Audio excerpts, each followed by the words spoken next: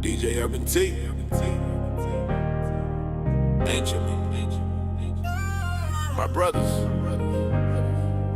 This ain't pain talk. This is clarity.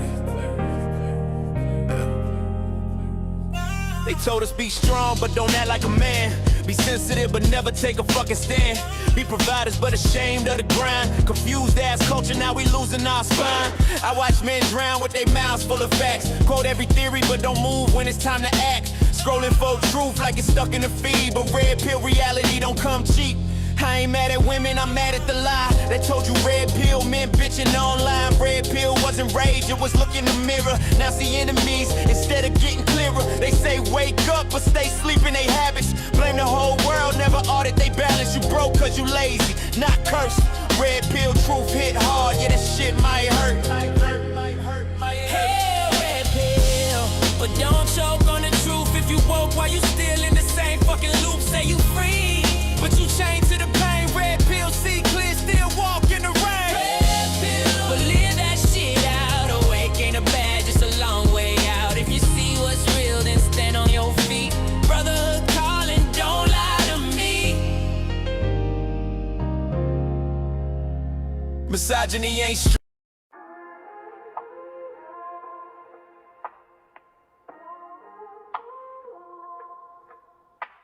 Welcome to the lounge, where we challenge accountability. I'm Urban, and we don't do surface talk here. We use emotional intelligence. Thought-provoking, mind in motion, truth be stirring, deep emotion. No filters, no faking. This here, thought-provoking. Every beat a question, every bar a lesson. I turn the mic to a mirror, life's a session. Urban in the mix, soul and intellect blend. We ain't just talk truth, we set trends from Dallas to the world. We break that ceiling, no clout, just facts, that's the real feeling. Thought-provoking, mind in motion, truth be stirring, deep emotion. No filters, no faking. This here, thought-provoking.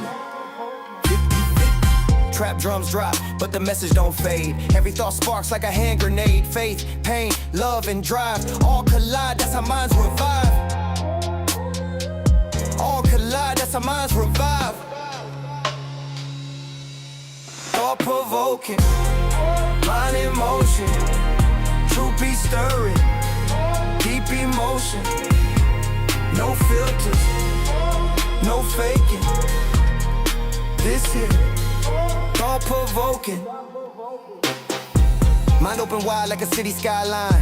Every topic shaped by design. The urban lounge where ideas ignite. Late night thoughts under podcast lights. Every episode of thought design. The urban lounge where iron sharp iron. We build from the ground like truth rewiring. Can't fake what's felt when the mic's ignited. If you listening now, you already invited.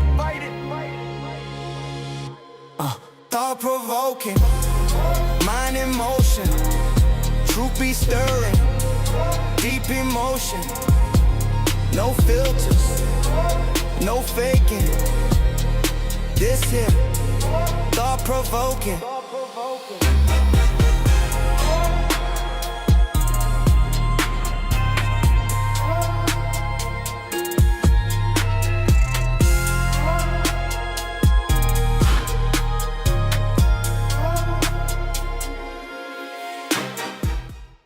Warning, the following image and/or content may be disturbing, offensive to some viewers. Viewer discretion is strongly advised. Real quick community guidelines before we start the show. Now I want y'all to know that this is a space for respectable, thought-provoking conversations. We encourage intelligent discussions, different viewpoints, and respectable debates. Disagree if you want, but do it with substance and respect. Self-promotion is not allowed. This is not your billboard. Links, spam, and promotions in the comments or in live chat will be blocked immediately. Distasteful trolling, insults, or bad faith behavior will not be entertained. You will be blocked and banned. No warnings, no back and forth.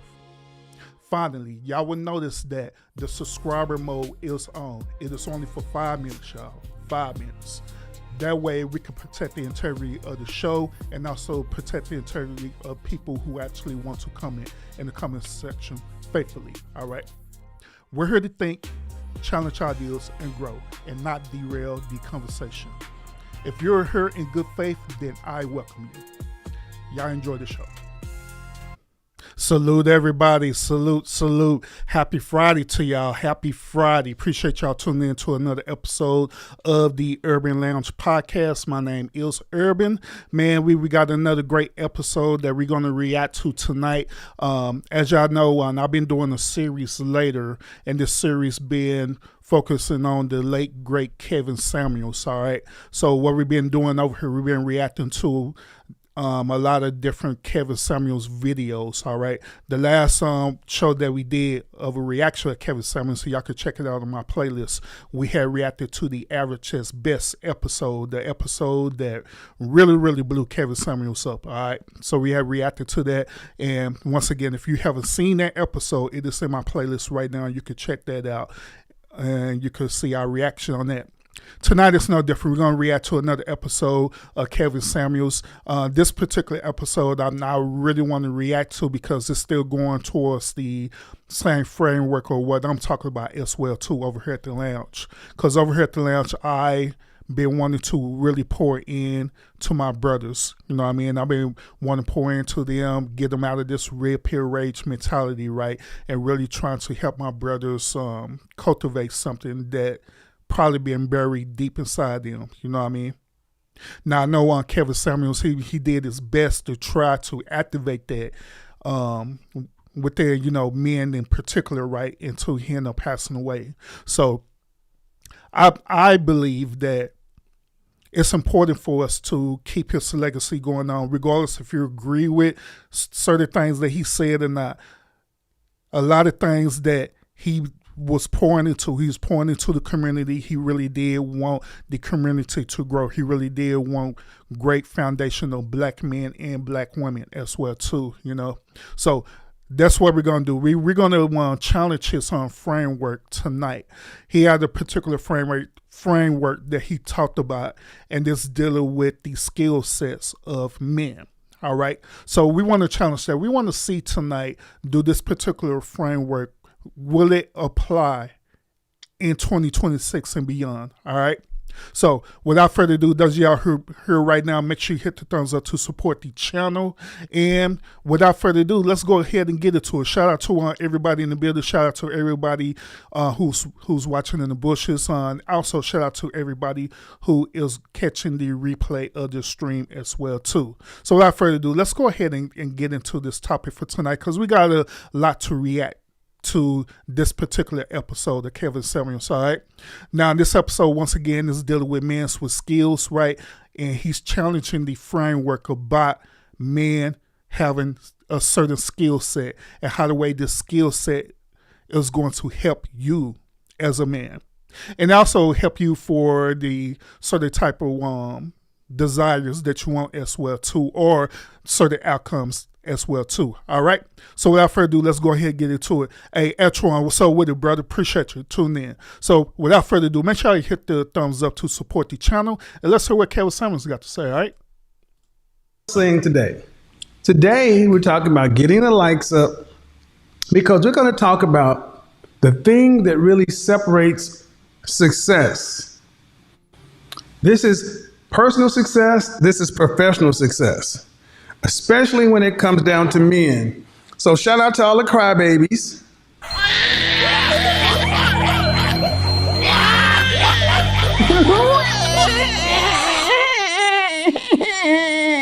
All the crybabies. The Godfather's about to clue you in on something that I've been talking about since I've got on YouTube. The power of image and how it translates across the board, and something that I had to learn when I was a young Thundercat, when I was in sales, okay? So we want to get this going, so I'm going to trust you guys. We're going to keep the likes up, all right? But here's the thing. How many men out there want to be successful in life?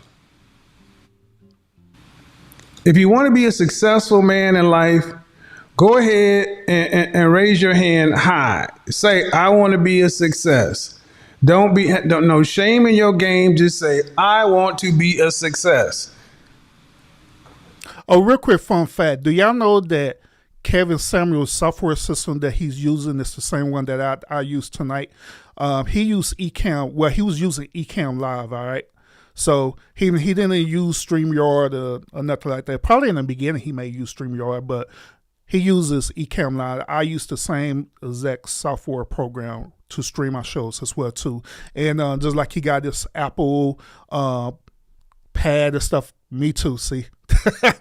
I got mine right here with the keyboard and everything, literally. You know what I mean? So, but let's continue. Okay? And if you want to be a success, understand something. Especially in the black community, we were taught wrong. We were taught work hard, work hard, work hard. There's work hard and then there's work smart as well. Oh, boom. Let's get this up on the screen. 29-year-old blue collar Henry here. Just wanted to say thank you for all the jewels you're dropping for young man. Appreciate it, nephew.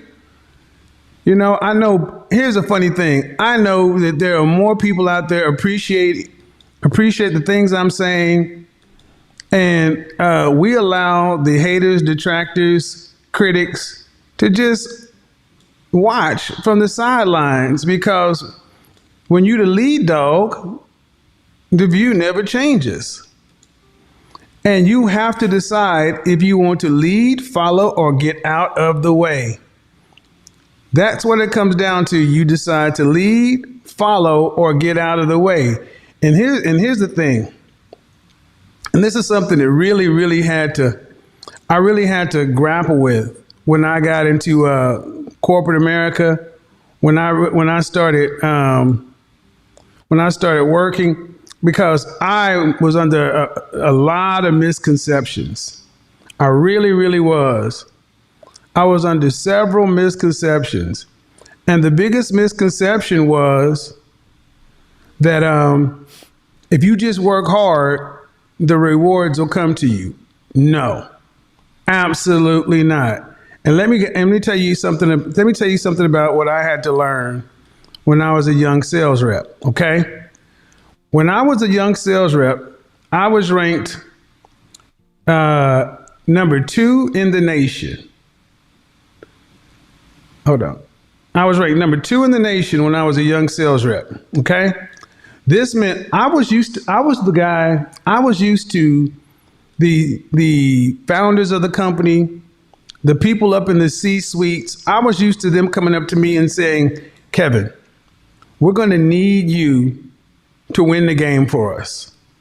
It was not uncommon for members of the board, members of the C-suite to come out and say, look here, we are behind and we need to report our numbers to Wall Street. And it's the last day of the month. And a couple of guys did not make their quota. Can you go get us an additional $20,000? My quota was $7,000. We need you to go get us an additional $20,000 on the last day of the month. Now I'm already 300% the plan. I'm already sitting at $21,000, $22,000. I'm thinking about next month, the month after next. I'm 6 months in, and they asked me to go pull another $20,000. And of course, I would, I'll skip this part of it, but we negotiated, and I made sure it got done, right? I made sure it got done. So here's the funny thing. When it comes right down to it, though, I had to learn one thing more than anything else, that there's a work hard component. But I used to always marvel at how my non-black counterparts never seemed to be sweating like we were. Hey, I could tell you this, Ryan. Out of the 3 that you mentioned, Kevin Samuels, Michael Jackson, and Prince, I will say for us building a foundation for us as brothers, I'll say that Kevin Samuels, hit harder than Michael Jackson and Prince, because Michael Jackson and Prince, at the end of the day, they just entertainers. So the only value that they brought to us was just simply entertainment, and that's it, nothing more, nothing less. But Kevin Samuels, he brought way more value, to us, where he was challenging us to be a better version of ourselves. He was also giving us game as well too, about looking out for these certain archetype of women that was going after these archetype of men as well too. And he was also not only challenging, modern women, but he was challenging them in a way that he wanted them to be a better version of themselves and stop lowering their value. So yeah, I would definitely say that Kevin Samuel hit way harder than Michael Jackson and Prince on the Cluedo for us, the value that he brought to us. But a lot of people, they don't want to admit to that, because, you have a lot of people that hate on Kevin Samuels. And the only reason why they hate on Kevin Samuels, because let's keep it real. A lot of people hate on Kevin Samuels simply because they wanted that same type of value that Kevin Samuels was bringing. And just keep it real. No other one content creator that I know, well, none of them. Sure, I throw some names out there like Tommy Sotomayor or any one of these other content creators out there. They never really brought that full value like Kevin Samuels brought. Now, don't get me wrong, like Tommy Sotomayor and all them, they brought entertainment, but at the end of the day, they was literally griffing us. That was griffing us due to us dealing with red pill rage, dealing with modern women. So they was using content, even to this day, they're using content to grift just so we could stay in this same condition. But however, Kevin's whole point why he was doing it is because he was trying to get us out of that condition, out of that mindset. But y'all let me know what you think. Let's continue. My goal was, because I was taught, just like most of you guys. Oh, also over here at the lounge, so that's the same content that I'm bringing to y'all as well too. I'm doing the same exact thing. So I literally reel y'all in with the shorts that I put out, because it'll be a method behind the madness. I be wanting y'all to look at the shorts to give you awareness of what's going on in the modern dating market, and also how the way, different modern women think and behave. You know what I mean? But my whole purpose is to, once when you see them shorts, you come over here to the lounge and you get this good conversation over here where I'm dropping a lot of great value to you for real. You know what I mean? That's why even right now, I don't be too much griffing on people. On time, I'll be asking is for you to get the likes up. I'll be griffing people to try to force you to donate to this channel. But if that's something you want to do, then by all means you can to support it. You know what I mean? So that's my whole goal over here. But let's continue, y'all. Be like John Henry, get out here and just work your ass off. Cold calling in Houston or Dallas, Texas in the middle of the summer in the suit. While my colleagues, they were in the office chit-chatting and they were still making their numbers. And I didn't realize that while I'm going and calling 77-story, an 80-story building to find out who's in there, there's something called a Kohl's directory with the listing of all the businesses in there and the contacts. But you know what? This is one of the biggest things, especially with us as men. We think working hard changes it up. No. So when I was a young sales rep, I was used to my manager coming up and asking me, hey man, we need you to bring in some additional revenue to make the month. That was not uncommon. But one thing that I used to think that was interesting is that we had a $5,000 monthly expense budget. $5,000 monthly expense budget. And I was one of these kind of guys who thought, I don't need to rely on those gimmicks. I don't need to take people out to golf. I don't need to take people out to steak dinners because I'm a real ninja. I'm a hard worker, I'm smart, and I don't have to buy my way. Remember we had this whole tricking conversation? I told you our money mindset is so off. So I'm thinking if I'm number 2 in the company, without spending $5,000 a month in entertainment, I'm thinking I'm better. I'm saving the company money. But I never could understand why my manager was always like, yeah, that's cool. I'm glad you're doing that, but you need to go ahead and you need to go ahead and take your clients out to dinner and things like that. Never made sense to me. Never made sense to me. So what ends up happening? Month one happens. My manager tells me you're blowing it out of the water. You're 300% to plan, but you need to just spend that expense budget. Month two, same thing, but you need to just spend that expense budget. I'm just in one ear and out of the other. Month three, my boss's boss comes around and says, hey man, you had an incredible quarter, but we need to talk about your expense budget. And I'm thinking, what do we need to talk about? I've saved the company $15,000 and I'm at 300% to plan. See, in sales, you normally get written up when you don't make your number. I'm making my number. I go out of the office on a Friday and I come back. My manager, his boss, the regional vice president, and the CEO were in the conference room and they said, Kevin, we need to see you in the conference room. I see all these people and I'm thinking they're going to ask me to go out and win the game again. Now, the conference room and my office are kind of right next to each other. I should have known something was about to happen. And if HR would have been in there, I would have known I was about to get terminated. HR was not there. And what happened is they talked to me. Get the likes up, folks, so the comment section gets shut off. What happened was they started talking to me about this damn expense account. And I finally said, guys, I don't understand. I don't need to be like that guy and this guy and that guy who have to buy cigars and golf trips and all that kind of stuff.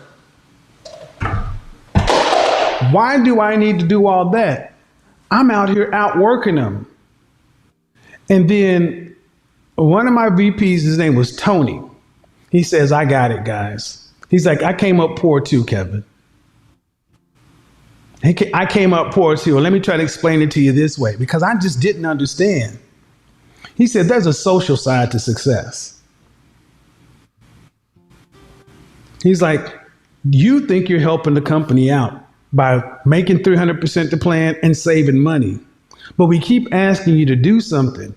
And every time we ask you to do something, you go above and beyond. But when we ask you to do this, you don't. And they spent the next 2 hours explaining to me the social side of success. He's like, there's something to say. When you sell a client on the value of something and you're giving them something to impact their bottom line, they'll keep you. But when you have a relationship and you're providing value, they'll stay with you for a long time. He's like, think about those accounts you try to win and you're better on price, you're better on service, you're better everywhere. And they won't even take the meeting. Or even if they do take the meeting, and you could be saving them as much as 40%, and you could hit every mark necessary, but they won't leave. And you ask them the question, what is the business justification for the decision you're making? And they can't give you one. And this is what tends to trouble logical, strategic-minded folks the most, because our need to have stuff make sense. This is why you see so many guys who are left brain who look like shit. They don't understand image matters. To them, the job matters. And what we're going to talk about is the social side of success at work and, more importantly, in your personal life. Because many guys who come over here are successful at work, but your fucking personal life sucks. Now, I don't know if I don't know if you're understanding the perspective that Kevin is talking about. So I'm gonna explain it to him in my way, all right? Now, I had to grasp on to this concept as well, too. Being, on the professional side, right? So basically what he's saying is this. at the end of the day, it is a balance. You have to balance professionalism with socialism as well too. All of it have to come together as one, because true, they'll look at your performance, right, and they'll value your performance. But if they don't have no type of personal connection with you, then it don't even matter, because guess what? They cannot trust you. Okay? Let me give y'all an example. Right now, me being a content creator on YouTube, all right? I'm all about the analytics. I'm all about the numbers and everything, right? And I know how to work the analytics very, very well, you know what I mean, to produce the results that I'm getting right now. But that's only that part of it. The other part is dealing with the social aspect of it, meaning this. Once again, like I stated earlier, I produce some shorts. I'm doing work on my community posts and having people well engaged into my channel, right? But however, if I just do that and don't do a live stream, guess what? People will not connect to me because they don't know me.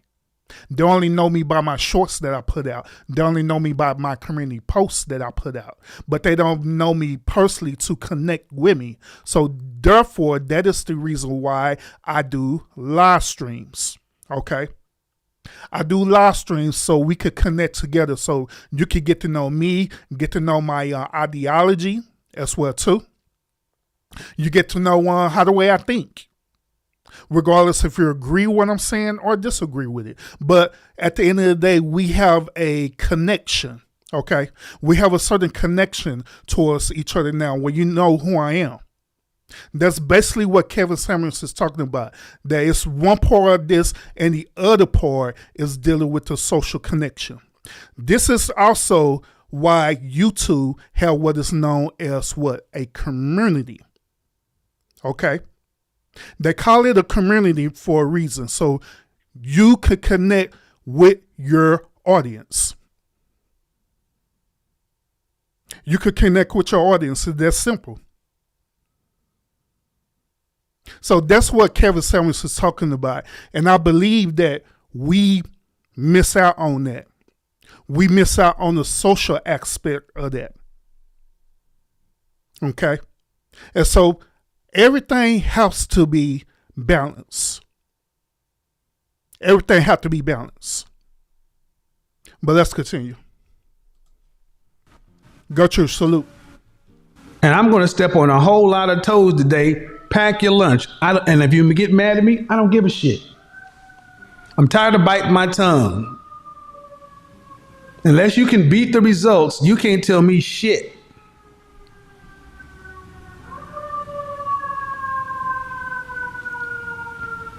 All right. IQ. Know-how. IQ is about know-how. EQ is about know you, and I'm going to add something else. Knowing people. Knowing people is the thing that screws so many men up, especially in these environments, because of the overemphasis on IQ and the rank misunderstanding of EQ. And you think one counts more than the other, EQ counts more than IQ. I want you to understand something. Get your pen and paper out. Because one thing, I'm teaching class today. Money making is a social activity. And success is shared. 48 laws of power. Don't build a fortress around yourself. You'll see many guys who have a high IQ, but they're a bunch of fucking loners and they cannot work with other people. Same thing with women. This is where women, they got the girl code and everything else because women understand that people matter. When I taught my MIT, men in training, the first thing I would tell guys is, guys, life happens outside and life is about people. So I don't care if you have a high IQ. Tesla's technology was better than Edison's technology, but Edison understood people. And if you understand the IQ part of your life, but your day to day, if you're an A student at production, many guys who are A's at production are a D or F student at social life. I'm sorry. I've grown up with nerds and techies. And put them in a physics class or chemistry class or whatever, they do this. But as soon as they leave the classroom, they suck. They don't have people skills. So what do? They over-index on intelligence. And then they get mad because they cannot influence people to do what they want them to do. Oh, I'm going deep today. This is why companies are not ran by the most intelligent men on the planet.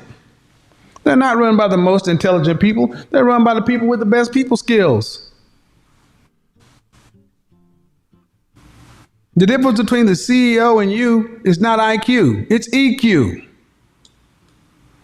Know-how versus know you and knowing people. And what's the differentiator? Something that one of the main reasons I got into image consulting, soft skills. I've spoken at colleges, universities. I've spoken at corporations. I've spoken at lock-ins on the necessity of soft skills. Now, I want you to understand, many people that you like suck at soft skills. Yep. My soft skills, I've developed them over time. And as good as they are, they can always be improved. I just did a collaboration with Mediocre Tutorials and Reviews and this Complicated channel. What you saw was 3 different approaches.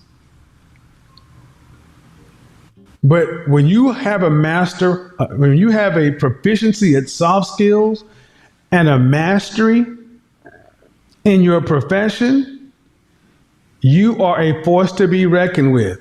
Many people have a mastery in their profession, their craft, but they effing suck in soft skills. You want to know one of the biggest indicators? Nobody likes them.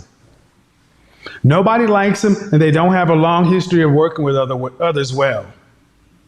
Why? Because soft skills come down to 3 major things: communication, team building, and most important, conflict resolution. Facts.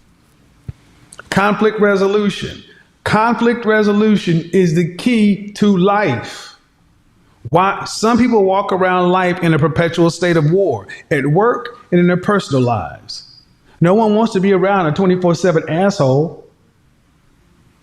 But if you understand that people matter and you need to understand people, you can have an eye towards a solution, conflict resolution. Real quick, Chad, those of y'all who been tuning into my channel, right, when I be doing these teachings, don't this sound very familiar with what I teach to y'all all the time? In Kevin Samuels' framework, he used communication, team building, and conflict resolution, right? But however, I use vetting, accountability, and solutions. Different words, but it's all the same exact thing. And the only way you get conflict resolution is to start out with communication, interpersonal communication. Image is A, B, C, D. Only one part of image is your appearance. How you behave, how you communicate, and how you look online, your digital footprint is your communication. Interpersonal communication is one of the biggest reasons guys with high IQ and high aptitudes fucking fail in life. Because there is a direct line between EQ and success. This is when people are going to start reaching for the anecdotal, finding the 1 or 2 test cases where somebody is a rank asshole and they've succeeded. You ain't Steve Jobs or Elon Musk. Knock it off. Just admit your EQ sucks. You don't know how to communicate to people. You don't know how to build with anybody. And you don't know how to resolve conflict. This is why I said there's lions and then there's tigers. Lone wolves die in the winter. The pack survives. Winter is coming. The lone wolf dies.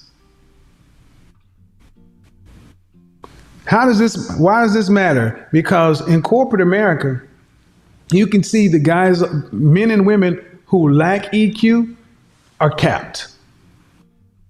And they're either capped at their organization, and most have to leave because they wear out their welcome. People with low EQ wear out their welcome.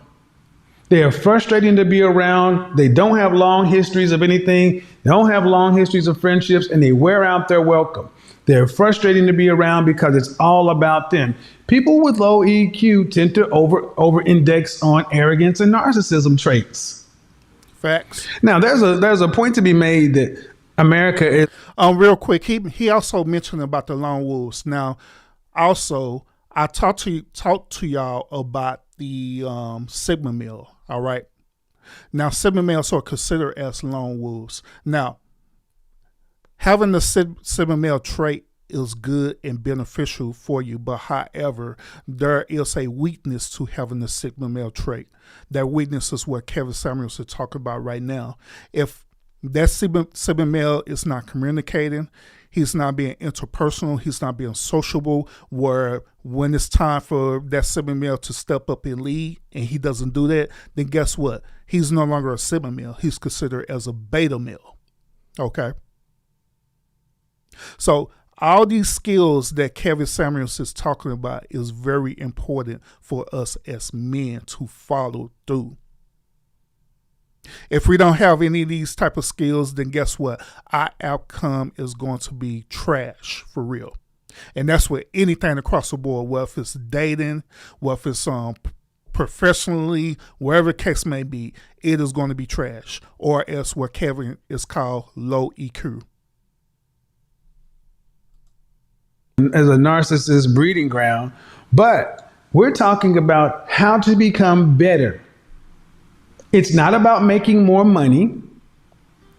Like the most important parts of being a man of value, a high value man, is people. Your network, high value men recognizing you're one of their peers, and you're being used to others in the group. Why is this important? Because so many guys are shocked that when they cross the six-figure mark, or when they cross the $85,000 mark, when they get into the top 15% of earners, many men are often shocked that their success with women does not map over. Many guys are shocked that they can have standing in their work world, but out in the real world, it matters not. And why? Because there is a social side to success. There's a social side to success when dealing with men. There's a social side to success when dealing with women. There's a social side to success when dealing with both men and women.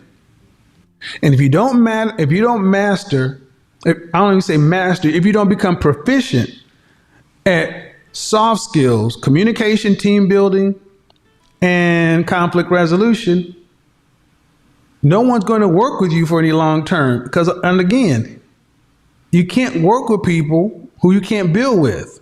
This is why relationships tend to go cyclical. Ladies, understand something. I'm talking to everybody at this point. This is not gender specific. This is a mindset. Just like let's break it down to men. Just like men can understand this in the work world, today many women are not focusing on the social aspects of success. The social side of success, relational success. Many women are biologically more interested in people. Men are biologically more interested in things. But today, women are being asked to, taught to prioritize career past high school level interactions. This is where the big differentiators are. Just like in high school was vicious and there's a pecking order. But your social skills are supposed to evolve.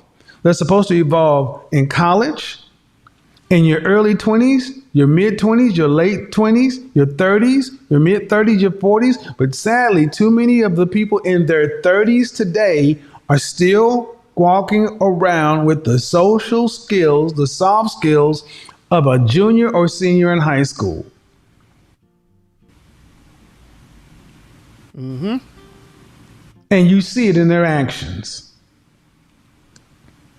Quick to anger. Facts. Conflict everywhere. Facts. This is for men and women. Always pointing at other people for the reason they can't get what they want out of life.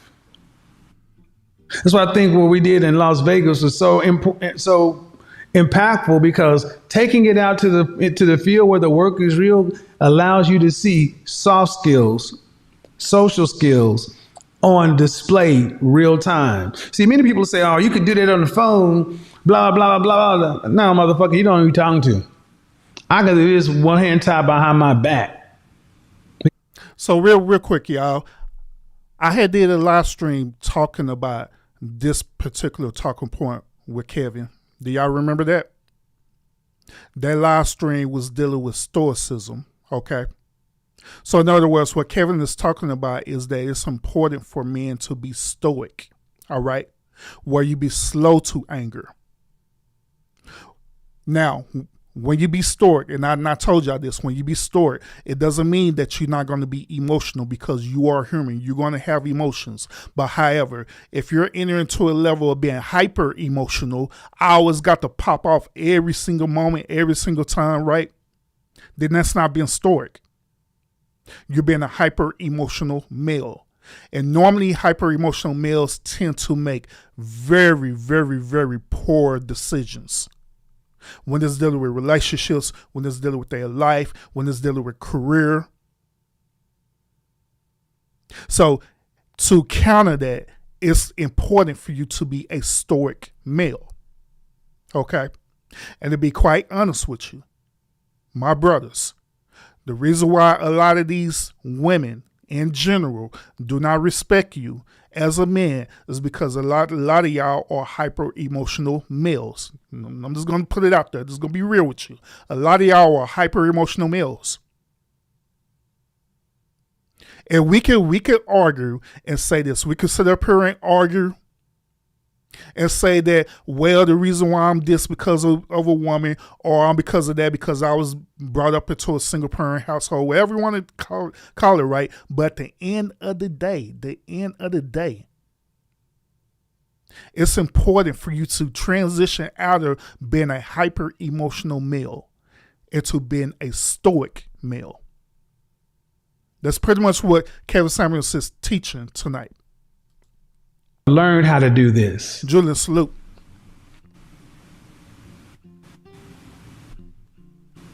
Many people can't walk out into their day-to-day world and go into the neighborhood because you're not liked.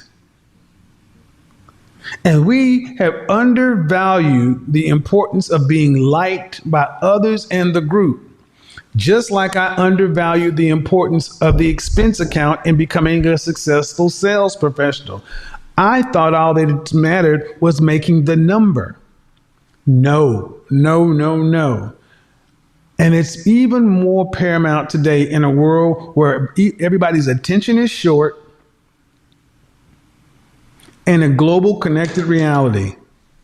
You got more draws on your attention, but it's the man that can actually have a life that looks interesting that wins. Why is that? Like it or not, gentlemen, unless you want to have transactional relationships with women through your life, which that's your choice. But I've said it before, women love men who cheat. Women hate to be bored, and women love men who have a life that looks exciting. Men also like men whose lives look exciting. Ask yourself a question. Do people invite you to do anything? Do people invite you to go anywhere? When there's a house party or an event or whatever, is your name in the top? Are you on the must-have list? And if not, you got work to do. If you there are people, if you've ever thrown a party, you know there are people that do like, well, you got to invite so-and-so and so-and-so and so-and-so. And then there are people in the middle. And then there are people who you could care less if they show up. And then there are the people you don't even want to know you had a party. Sadly, far too many folks online today have those results. Shit. Turn off the music. Turn off the music. Turn off the music. Who's that outside? It's Shirley. I got beans, greens, potatoes, tomatoes, lamb, rams, hogs, dogs, chicken, turkeys, rabbits, you name it! Who told her about the party? Yo, ass, you told her about the party? She brought beans, greens, potatoes, tomatoes, lambs, rams, hogs, dogs, pigs, fish, chicken. Damn. Me here, y'all, today, your soft skills. Let me preface this and listen. There was an old running, coming from the Bible Belt, on Saturday morning, you used to have Mormons knocking on doors, Mormons, Jesus Christ of Latter-day Saints. But by far, and then you had the shout out to the Nation of Islam. The Nation of Islam, they be out there selling the final call. Well, by far, the most gangster of them all was the Jehovah's Witnesses. The Jehovah's Witnesses, ooh, they could shut a neighborhood down. People had outposts and smoke signals popping up. Here they come. What's happening? The Jehovah's Witnesses are on 17th. They're headed towards 23rd. But see, I got to see my grandmother, who was dipped in the blood, baptized at 4 years old, and I learned the Bible at her feet. So when the Jehovah's Witnesses used to come in, my grandmother would put on a pot of coffee and we'd bang with them.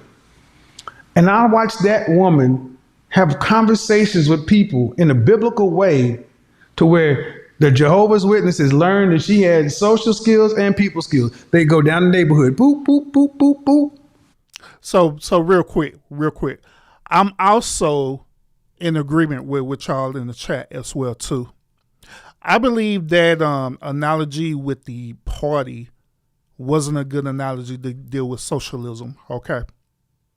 Because typically when you talking about house parties, right, we know that house parties could be rowdy, house parties could be also illegal, and they doing illegal activities, you know what I mean? And we all know and understand that not all parties is a place that you should be at too. Because let's keep it real. Some of the people who are already invited at the party, they're not going to benefit you. Let's keep it real. In fact, by them being at the party, they will subject you to be even more in illegal activity. Like, let me give y'all an example. Like, since we're using the party analogy, right? Back in the day, many of us, we probably could relate to this, right? When we was younger, right? When we was like teenagers, we used to go to house parties, right? 9 times out of 10, that house party was unsanctioned, meaning that in most cases, your parents did not know that you was doing a house party. Now, you may have maybe that 1 to 2% parents that literally threw the whole entire party together because they wanted to make their child happy or whatever case may be, right? Or they're trying to be their child friend, right?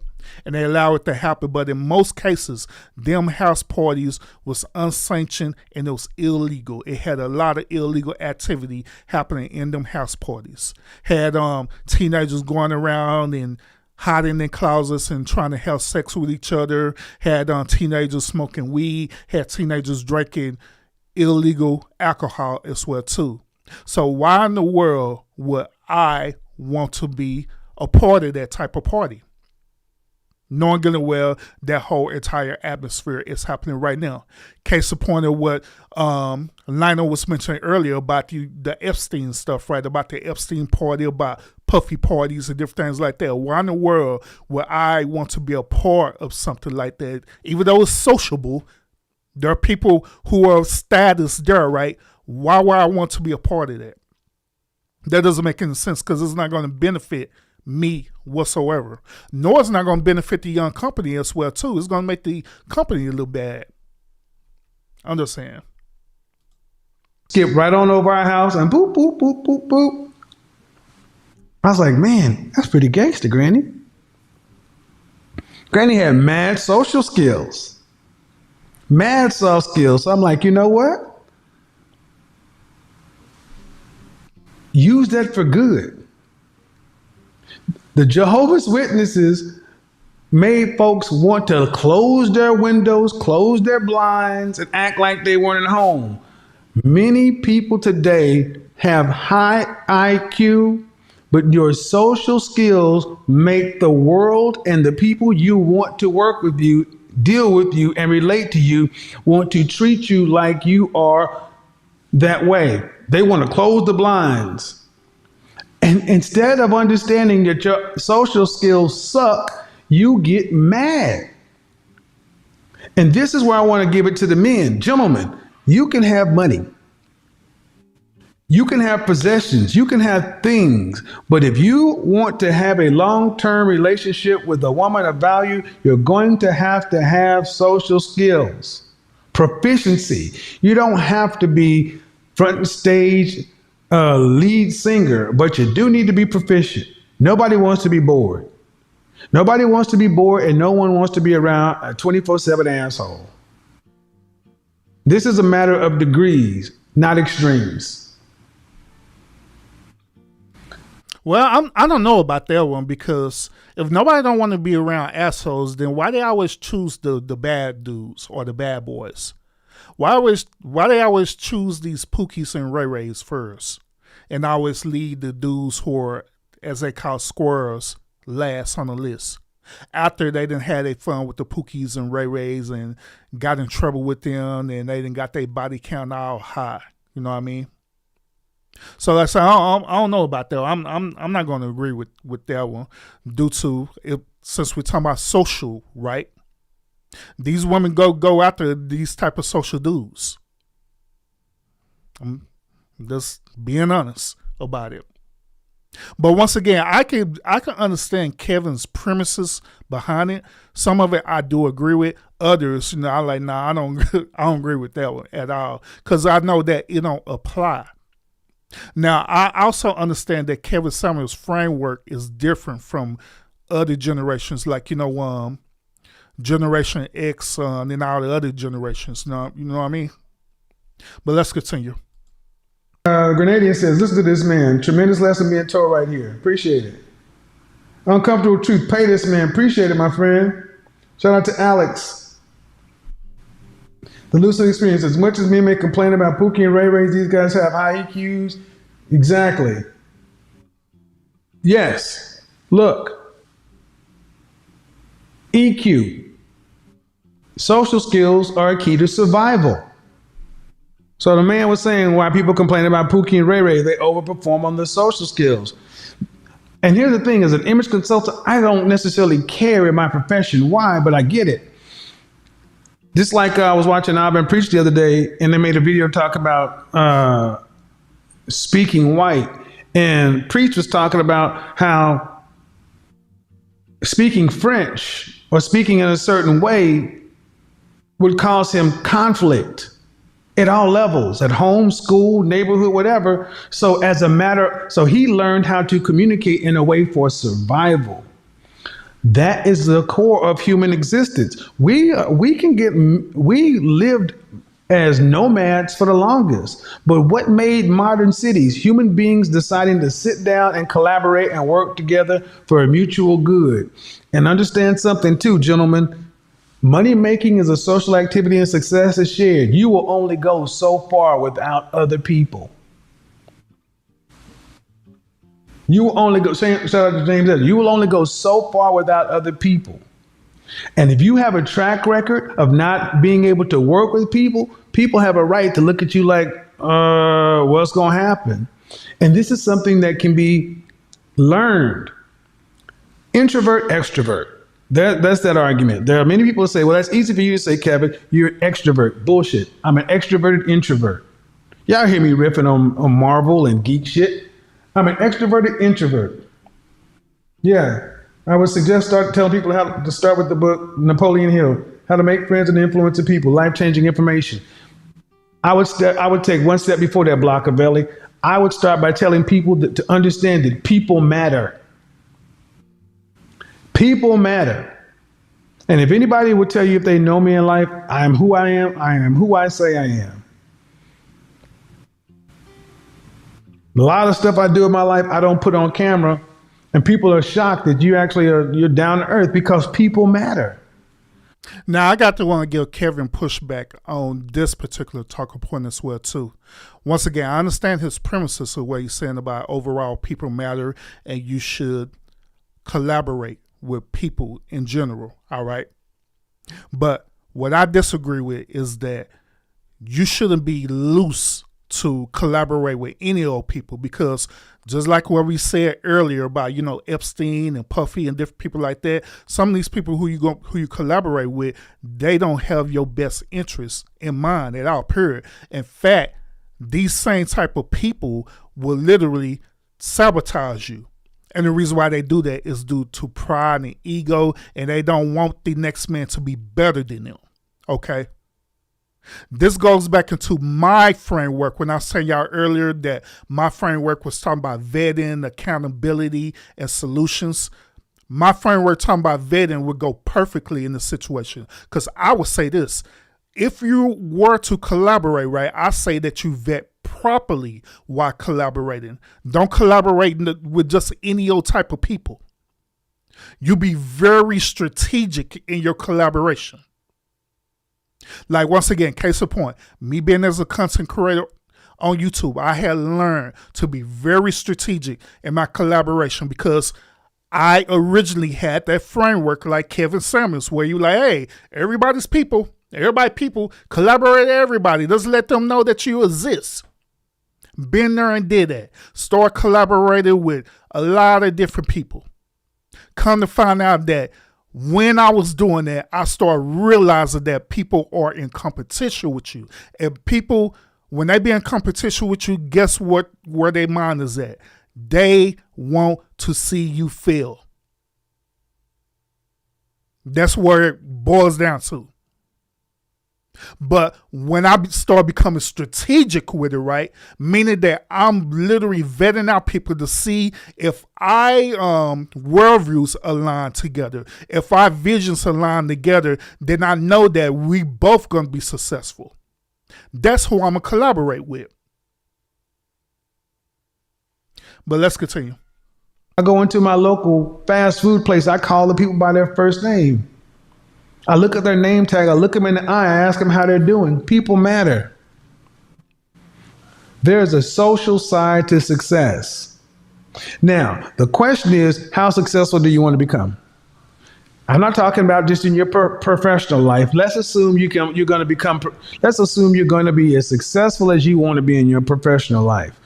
I don't care about your professional life. I care the fact that your personal life sucks ass. You can tell people whose personal life sucks ass because their energy is off, their aura is off. They're always upset. They're always in conflict. They're upset. They're angry. They're frustrated. They look for conflict, and if there's no conflict, they'll make conflict because they're comfortable in conflict. Because conflict will suffice when your social skills suck. I also believe this. I believe that later on down in Kevin Samuels' career, for us being a content creator and an influencer, I believe he started learning the same type of framework that I'm telling y'all right now, which is vetting out people.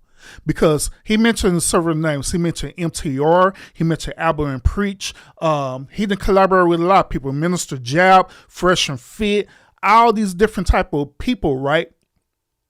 And I believe that later on down in his life, right, he started realizing that he cannot collaborate with everybody because everybody is not on the same page as he is. He started realizing that a lot of people who he was collaborating with are simply grifters. And so he ended up severing them connections with them because he knew that at the end of the day, they didn't have the same ideology as him. They didn't have the same worldview as him. So therefore, that's what I'm telling y'all in the same exact manner is that if you're going to collaborate, it's better for you to do it strategically versus just being loose with it and just collaborate with any old people. Because at the end of the day, when you do things like that, people do not have your best interests at heart at all, period, because they're in competition with you and they want to see you fail.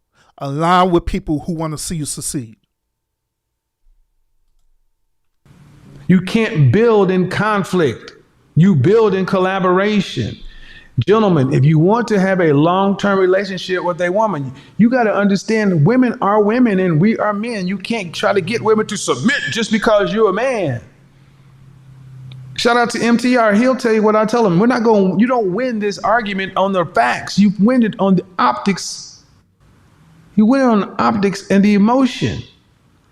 You can be right all day long.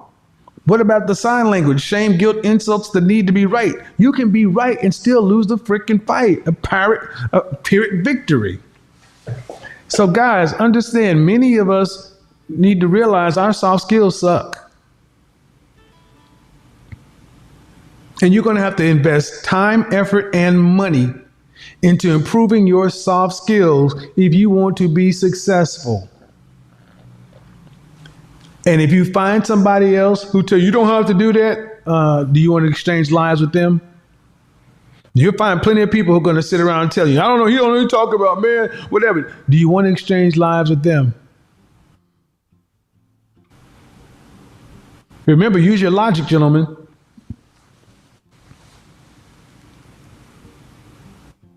All right, let's open it up. Ladies, before I do that, I need to get to the ladies. I haven't forgot y'all. I had to get with the men first because we get with the builders. We get with the builders first. Now we're going to get with the teachers and the maintainers. The reason the world is in the shape it is today is because you ladies have dropped the ball on your social skills. Ladies, you're responsible for the teaching and transmitting of the culture. You don't like the fact that chivalry's dead. You don't like the fact that men are trying to Netflix and chill and swipe left and try to hit. Like it or not, you've made it this way. Many women today have the social skills of a 6th grade boy. Women are walking around cussing like men. Yes, facts. Big as men. Mm-hmm. Shout out to Obsidian. Big and violent. You're not ladies. You're not feminine. You're not the women that your grandmothers or great grandmothers or people were. Come on now. I got beans, greens, potatoes. And then you get mad when somebody like myself comes along, and then all of a sudden you got folks coming out and telling, no, sister, that ain't the problem. That ain't the problem. You got it good. You got it good on here. What do we call them? The panda bears. Afro circus, Afro circus, Afro polka dot, Afro. Yeah, that's the panda bear.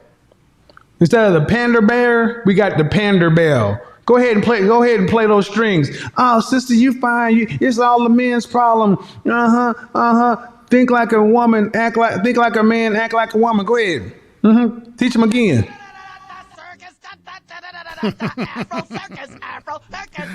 Kevin wild them up for this one. Pander Bell. He's what? What? You can't tell the women that they need to improve. No, man. That ain't, no. They're just fine. They're just fine. The ladies are okay. Yeah, ladies, you're okay. And then they get mad. They get mad at me and I'm like, no, we're right. We're right because, men abuse women and this and that. Oh, wait till Friday when I break out you start talking about the stats on cheating and conflict Friday. Oh, you're going to need the weekend to recover. You're going to need the weekend to recover because they get pissed. They get mad. Well, the only reason we do it is because you did that to us. And I'm like, You need to change your vision, ladies. Ladies, you need to change your vision because your vision is clouded. What's her vision clouded by? Vision is clouded by, where is it? Execute Order 66. Vision is clouded. Ladies, I'm telling you, you need a new vision. Oh, you don't know what I mean? Here's what I mean. You need a new vision. Well, I respect your ambition, but you got to have vision. I respect your ambition, ladies, but you got to have vision. You're going to need a new vision of life, ladies. You can't just walk around with the social skills of a Cro-Magnon man or a caveman. Some of y'all walk around like dudes. So real quick, when Kevin Samuel had presented this, right, do y'all understand what he's talking about? Because I was listening to a lot of brothers had misunderstood this concept that he was saying. Well, when he's saying the ambition versus the vision, right? What he's saying is this: it's nothing wrong for a woman to be ambitious. A matter of fact, it's nothing wrong for a woman to be educated and all these different other things as well too. It's nothing wrong with a woman to be career driven. But however, if you're doing all these things right and you don't have a vision behind it, then basically it's a waste of time. Now, what I mean by that, the vision should be tied into the overall nuclear family. If the overall vision for the woman to be educated, for her to be financially stable, is the end goal for her to end up be into a family unit with a man, then that's great. But if she doing it for her own selfish reasons, and then, she going out and say that I don't want to be with a man and I could do it all by myself, and encouraging other women to do that as well too, then you're lacking the overall vision for the community. So that's what he's talking about. But I was hearing that the men, they was misinterpreting that very bad. And fussing and fighting and slapping and snapping and capping and blah blah blah blah blah blah blah. Why should anybody want to treat? Why should men want to improve those social skills if all they got to do is lay out put you down on the floor and treat you like a $2? Oh ho ho ho! Well, I respect your ambition, but you got to have vision. Oh, ladies, are you the kind of woman that makes a man want to improve his social skills? Because the kind of women I'm bringing onto the platform and dealing may not be my type, but they are the type that at least men want to talk to. What kind of woman are you? Are you feminine, beautiful, and inspirational? Do you inspire a man to want to improve his social skills? Do you inspire a man to live a life to where he actually wants to take you out somewhere when he's wearing his suit? Or are you good enough, or onion rings and ketchup good enough for you? Don't get mad at me. It ain't my fault. It ain't my fault. Because see, the thing is, I'm talking to the men, and I've been talking to the men for years about becoming the best versions of themselves. So they have options. And when men are experts in when they are experts in their craft and proficient in social skills, they are a force to be reckoned with. Now, ladies, many of your social skills today, soft skills, suck. Remember when I had this show, Shoot Your Shot? So many women shooting the shit. So many women shooting the shit, and you've been told, oh, well, I'm not going to shoot my shot. I should not have to approach a man. I should not have to do this. I don't give a shit about should. I give a shit about what works. I'm going to do a reaction to that show as well, too. I should not have to shoot my shot. You are too old to be talking about shoulda, woulda, coulda. Do what works. So we're going to open it up today. First 30 minutes, I'm talking to the women about your lack of soft skills. See, ladies, many of you don't have soft skills because you're not soft. You cannot have effective feminine soft skills as a hard woman. I know we're going to point to some chick some woman that made some money somewhere and say that she's, money is not the mark on this. Money is not the mark on this. The mark is a network and people wanting to exchange lives with you. Are you a person that other people admire?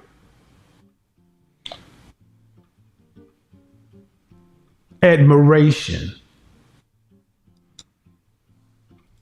And I believe that should tie in not only to the woman, but it also should tie into the man as well too, because it had to come to a point for us as men. We have to have what is known as mentorships. All right, mentorship is simply us leading the next generation of men. I want to ask y'all brothers this question right now.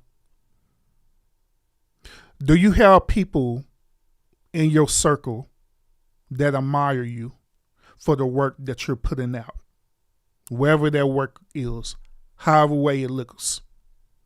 Do you have people that admire you, even if they're out of your immediate circle, like outside of your circle? Do you have younger men who admire that, so much so that they want to mimic the things that you do in a positive way? Do you have that? Because if you don't have that, then I would encourage you to build upon that. Because at the end of the day, right, gentlemen, what's even more important for us to be providers and leaders, right, is also to leave a legacy, or to be leaders for our legacy. Because if we're not doing that, then this generation is going to be even more screwed up than what it is right now. So that's why I want to challenge y'all on that for real. Men, I want to challenge y'all on that for real. Do you have younger men out there who admire you, who want to mimic the things that you do in a positive way, where it literally influence them to be a better version of themselves? If that's not happening in your life, I would encourage you to start making that happen in your life. Start improving that particular skill, because that skill is way more valuable than anything, including money, because they're dealing with your legacy. Shout out to everybody who tuned in right now. We are reacting to the late, great Kevin Samuels. This show that we reacted to, he's talking about men with skills, and this sort of skill set that he's talking about is social skills, all right? So he already gave us examples about what social skills look like to him. He also presented to us his framework as well too about social skills. Some of the skills I agree with, other skills that I disagree with, but overall I believe that so far the message is pretty prevalent in 2026. Y'all also let me know what y'all think in the comments as well too so far about the message that Kevin Samuels is bringing to us. Do you believe that this message is valuable for us in 2026 and beyond, or do you believe that it's now obsolete, no longer existence? Make sure you hit the thumbs up to support the channel and let us continue, all right?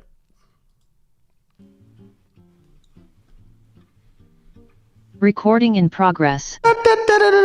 Circus, Afro circus, Afro serpent, polka dot, Afro. All right, ladies, let's talk about your lack of soft skills. Let's talk about why you are not having success in your personal life. You're not having success in your personal life because your soft skills suck. Come on, ladies. First 30 minutes, ladies. I want you guys to understand something. And ladies, there's only one way to, with ladies also, let me speak to you. See, the men already know the way to improve their soft skills. They're going to have to go in their pocket to break bread. Men know ain't nobody going to teach them. Ladies, the only way to improve your soft skills is you're going to have to pay you got to pay as well. You got to pay. Pay out your way, Bertha.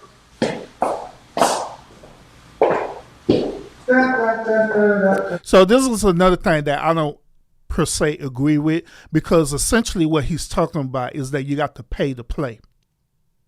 Now, in some situations, it can be beneficial, but in this modern day time, I believe that you don't have to pay to play to do that. The reason why I believe that is simply because there is information that's readily available for you to learn on your own.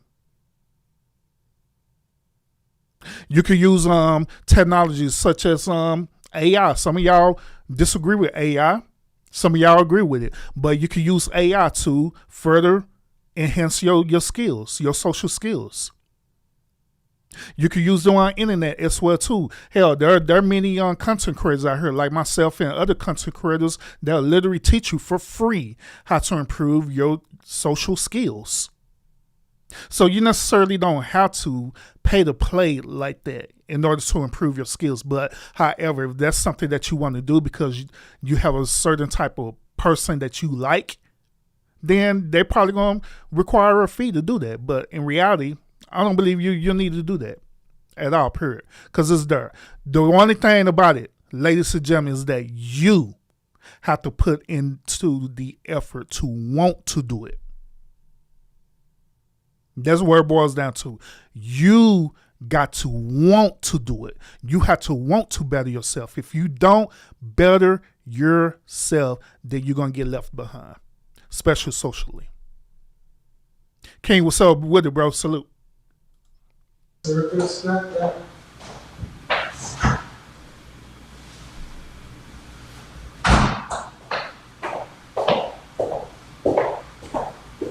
about what I'm talking about.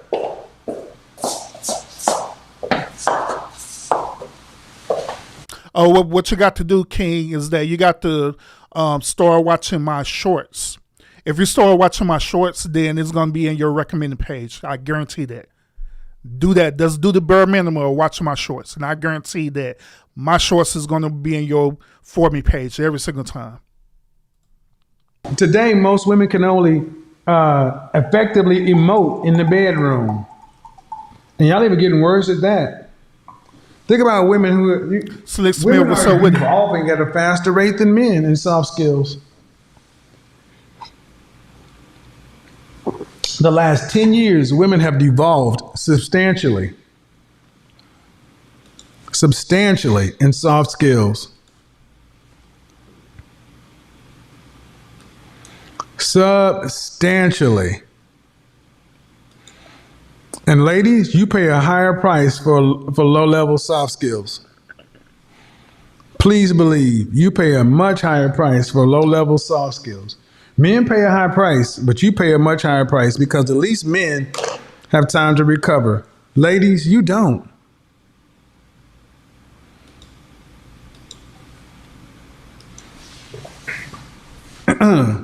But there's hope. There's hope. If you're not a patron of mine, if you're not a patron of mine, I suggest joining Patreon. In April, we're going to have our first Patreon outing. You have to be a patron. You have to be a patron in good standing. And it will be in Boston. It is going to be a limited event. So every patron is not going to be able to show up. It's going to be a 3-day event. The next one after that is going to be in Miami. Welcome to Miami, Bienvenido, something or other, whatever. So here's the thing. See, it's one thing to talk about the stuff that's wrong. I'm going to address it. Then I'm also going to give you a way to fix it and practice it. See, that's the difference. This year, it's about getting into the field where the work is real, not just having events, having experiences. Most people can tell you to come to this meeting or that conference or this or that. No, we're talking about walking away with an interactive experience. This is meta before meta was meta.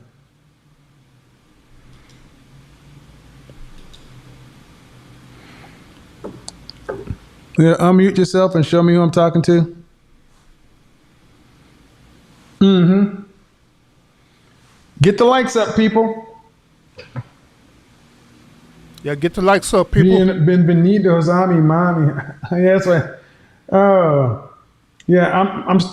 I gotta. Well, be back at my. Kevin Evans starting. The spark is, yeah, man. Dennis, understand something. Events and experiences. Think about it. I could have easily had an event where I'm going to say, okay, come listen to me in an auditorium speak.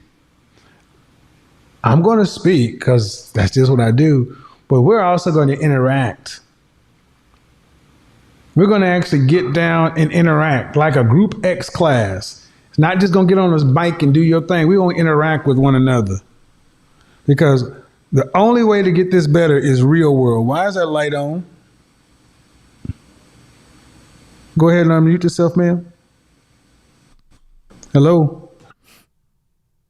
Yeah, you have a really bright light in front of your camera, so it's almost drowning you out.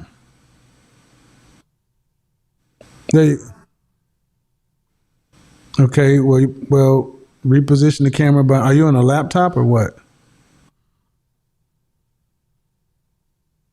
Oh, yeah. See, nobody heard you, though. That's the problem. See, nobody heard you. See, and the funny thing is you had one of these. The sad part is she's the kind of woman that's angry where she's at in life. I get it, Bonnet Bay. Not the bang, the bang. Oh. See, she wasn't even bright enough to realize that I'm too good for you. Sad, sad, sad. But if I look like Leon Spink's little sister, I'd be upset too. What's that chick that played in the Ghostbusters? Leslie, what's her name? Yeah, old girl in the bonnet. Oh my God. Oh my God. And I want you to understand that 30 years ago. It's funny. I'm laughing about this, right? I'm laughing about this because Leslie has become a full-fledged feminist now. Women at least had enough dignity to where even if they thought something that's stupid, they would have been lady enough, a woman enough not to say it. She bought her big bullet head ass up here in a bonnet with gums that look like she'd been brushing her teeth with tar to say, oh man, shut the fuck up. And didn't nobody hear you. Your parents will be so proud. And the thing is, I get it. Because what I'm saying angers, at least the stuff I'm saying to men, it may sting a little bit, but men can say, you know what? If it's going to give me a better outcome, I'm willing to change the things. Because when I hire my coaches, when I sit down and I talk to the people who I respect, and they tell me, man, that's some bullshit you talked about. What you said was some bullshit. Mm-hmm. Oh, your presentation sucks. Man, you mad corny, this or that. I've openly said that I have people around me who I respect enough that they can tell me, hey man, no, that's not right. Mm-hmm. But see, women today are out of control, especially the women in our community. No one can tell you shit. So when you're a failure like that woman who just called, you're mad because you know you're going to die alone. In the places that they don't want to talk about, they know they are so far from getting an A in class. Look, there are 4 weeks left in the semester, and she's got a 29 average. Damn. It is mathematically impossible for her to make even a C. So so some of these women are that far away. Just angry. And you need to be angry at your mama. Your mama and them did that to you, not me. I'm at least bringing it to your attention, but I want you guys to understand something. See, at least with the men, I can look at somebody and say, look here, man, maybe let me use Deshaun. Let me use Deshaun and A-Free. Let's just say it was Deshaun. And I say, hey, Deshaun, we need to work on this aspect of your game. At least he's in the game. And he can at least say, all right, man, this may suck. I may need to come do a complete stop and overhaul. But I've got time and I'm willing to put in the work. A lot of women don't have time. Even if they were willing to put in the work, they don't have the time.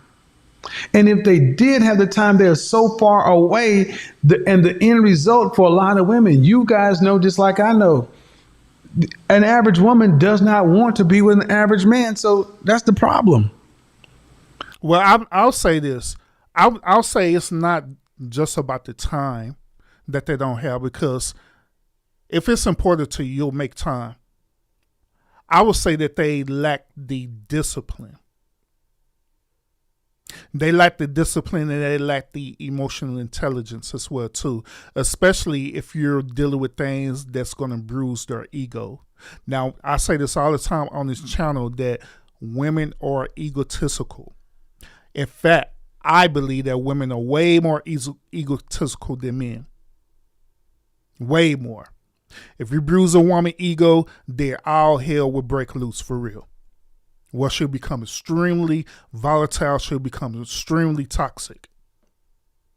But when it's another man dealing with another man, right? Like what Kevin Samuel's saying, if that dude really do value his life and he's trying to make better outcome of his life, he may feel some type of way by it's been presented to him, but at the end of the day, he's going to accept it. He's going to accept it into its immediate reality. Like, well, at the end of the day, this dude really is trying to help me out. So if I listen to him, then it's going to help with my outcomes. But women don't think like that. They don't think about what's going to be beneficial for them, what's going to overall help their outcomes or whatever type of outcome they desire. They only think about how the way they're feeling. Okay. Don't invite Pookie. Come on, man. Man, first off, I don't have a problem with that situation. Pookie and Ray, I'm not gonna be focusing on that, division between men. There's an argument to be made, but that's an argument we make between us men offline.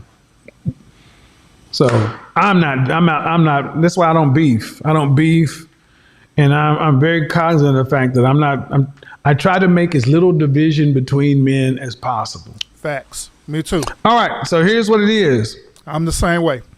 Tell the truth. Well, here's the thing. So ladies, social skills.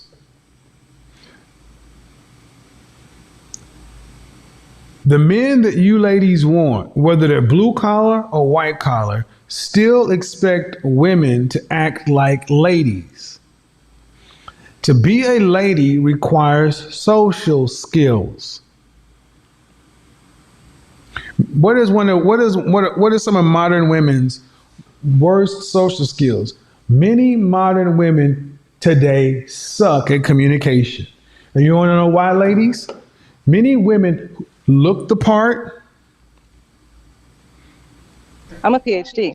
Look the part, they're in shape, they're beautiful, but their communication sucks because of this thing right here. Men overwhelmingly tell me that they have cut off communication and interaction with women that they thought had the potential to go all the way because of this shit right here. If you're a woman and you would rather talk on a text than talk, you got a problem. Mm-hmm. Many women, if you want to go fast, go alone. If you want to go far, go together. Thank you. Many women today, I'm gonna talk to you. How many of you women who call yourself career women and you talk like, well, the reason I text is because I'm so busy. Shut the fuck up. I mean that. Shut the French toast up. You're not busier than my top guys over here. We are busier than y'all ever will be. You just do not have the ability to connect your emotions with your communication. So when I was out in the dating market, right, my number one deal breaker was a woman who texts. If we couldn't communicate with each other verbally, either talking on the phone or we literally interacted with each other face to face, and she stayed on the phone texting or she wanted to send a text to me all the time, she was out of there. I didn't deal with that at all, period. Because if you can't have a social conversation with a person, then that is bad, for real. That's bad. This is why women text and text and text and text and text and text with emojis. You want to date me? You won't text me. I don't play that tech stuff. And even when I've gone lax, and even when I've kind of got lax on it and gone back with it, I've regretted it. So that tech stuff, gentlemen, make a rule to where if a woman wants to talk to you, she needs to pick up the phone and call you. Texting is, I love you, I miss you, on my way, 15 minutes out. If you gotta text me from your laptop or your desktop, French toast you. And they're my exceptions as well too. If you just texting me basic stuff because you at work, then that's fine. There's nothing wrong with that. But if we initially meeting each other and I'm trying to get to know you, I cannot get to know you by text. I have to literally be interacting with you, either face to face or we talk on the phone. Hell, even on FaceTime or whatever, video call, whatever you want to do it. As long as we have that type of interaction. And I do agree with Kevin that if you are a man and you in the dating market right now, you single, that should be a number one thing for you. And that should also be a deal breaker for you as well too. If that woman texting you, that should be an automatic deal breaker. You shouldn't even put up with that at all, period. Texting is one of the biggest reasons why women today especially under 40, under 40. Texting is not that big of a deal with women over a certain age. So yeah. Why are women like to text? Because it keeps them emotionally detached. Because today modern women have such limited soft skills, such limited social skills.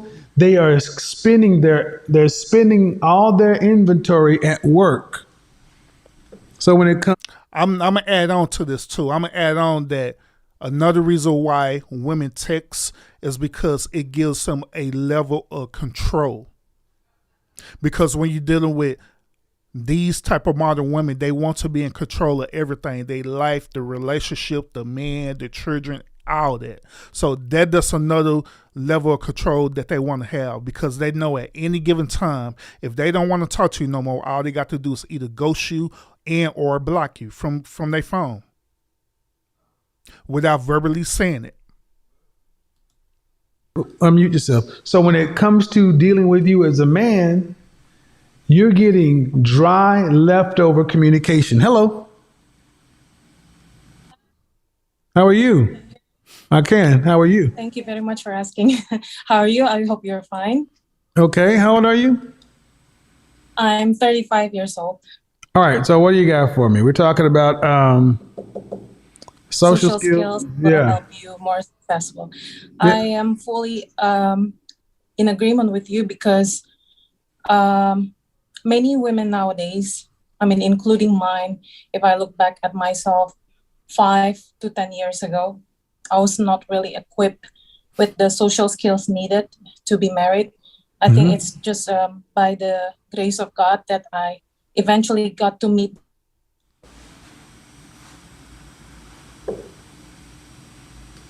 What happened? The right books and the people, how to be humble. Sorry? Your phone stopped. There was a. You said by the grace of God, then something happened. Your connection kind of dropped. Yeah. You said by the grace of God, then your connection kind of dropped. But go ahead. Okay. It's by the grace of God that I got to learn from people and books, the right people and the right books, and I became to learn and catch up things that I was lacking of. Especially because my mother did not teach me how to be socially good enough to become the urban internet.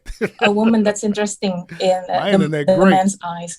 But yeah, thankfully, I'm now much better and going to learn to improve more social skills. Are you married?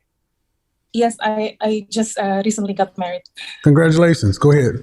Thank you so much. But I think for as far as women's friendships, because women tend to pay more attention in the friendship. What I can say from my own experience and from what I observe from women, when we're being close to like our girlfriends, we are not so much careful in choosing who we are friends with, and they tend to influence us with their own thinking. Yes.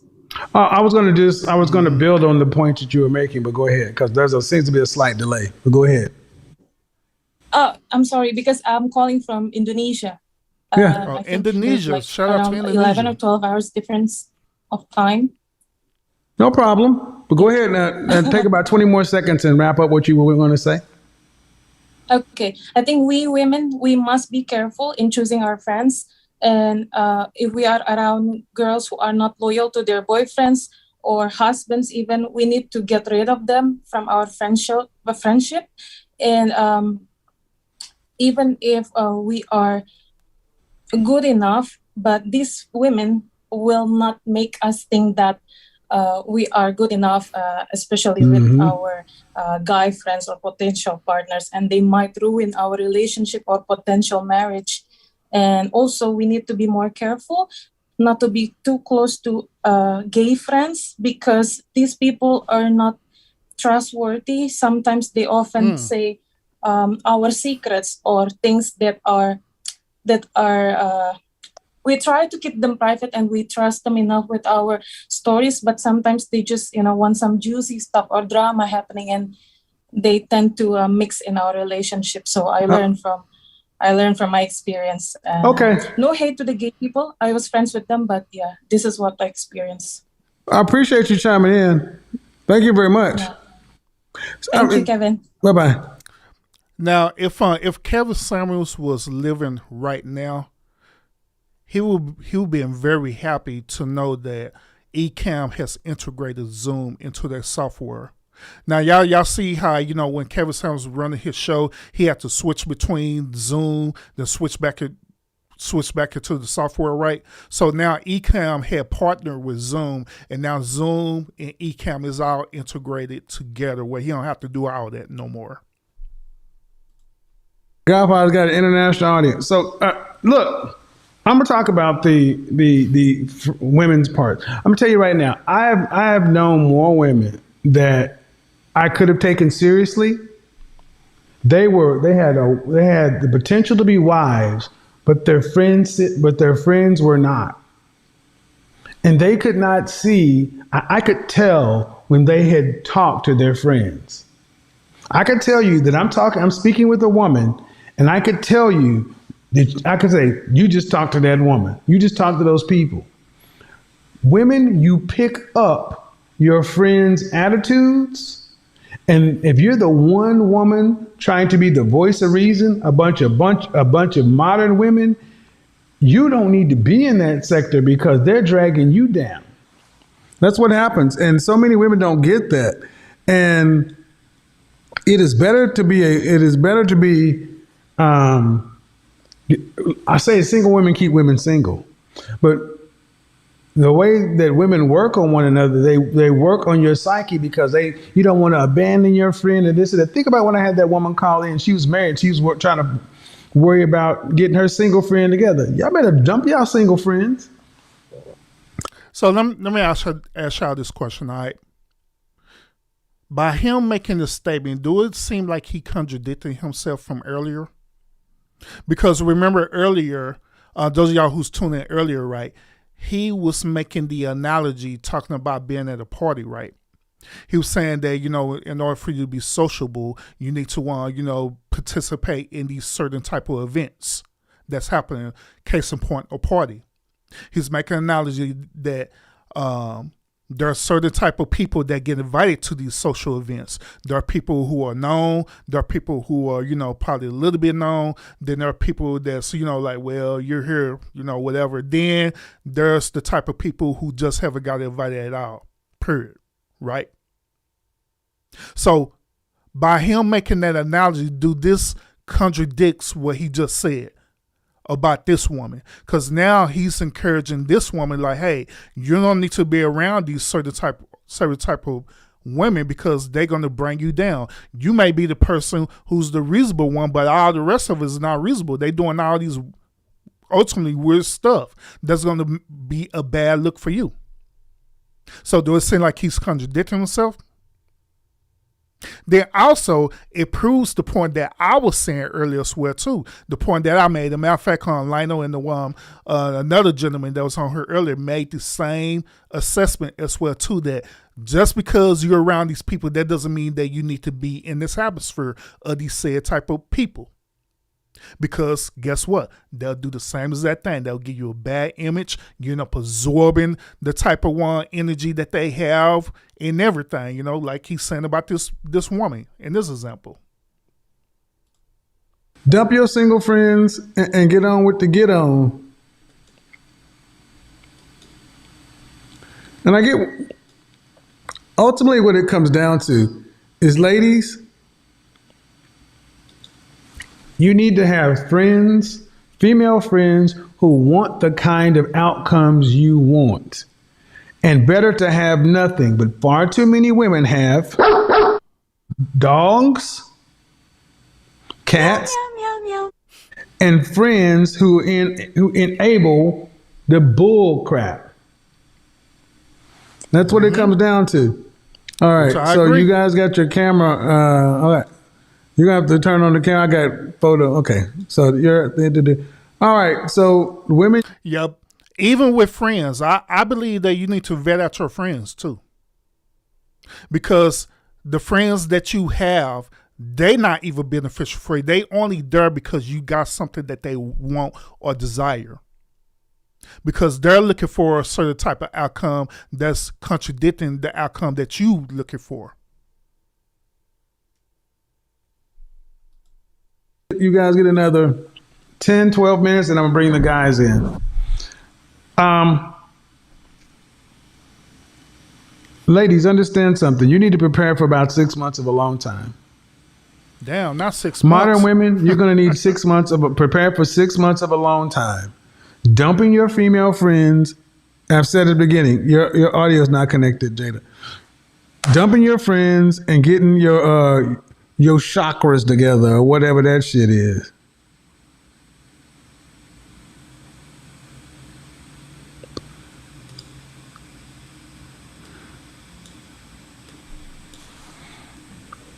And why is that?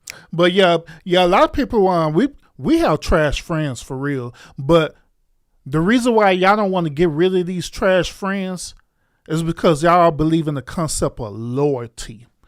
We have to be loyal to each other and stuff. We got to be loyal. Shit, bullshit about that bullcrap. Bullshit. That's bullshit. If they not serving the same common purpose as you, then fuck that loyalty stuff. Because that loyalty stuff will hold you back and it'll bring you down as well too, along with them. Important. Because that's the price. And I'll also tell you this, that as a man, we would rather find you. Hold on.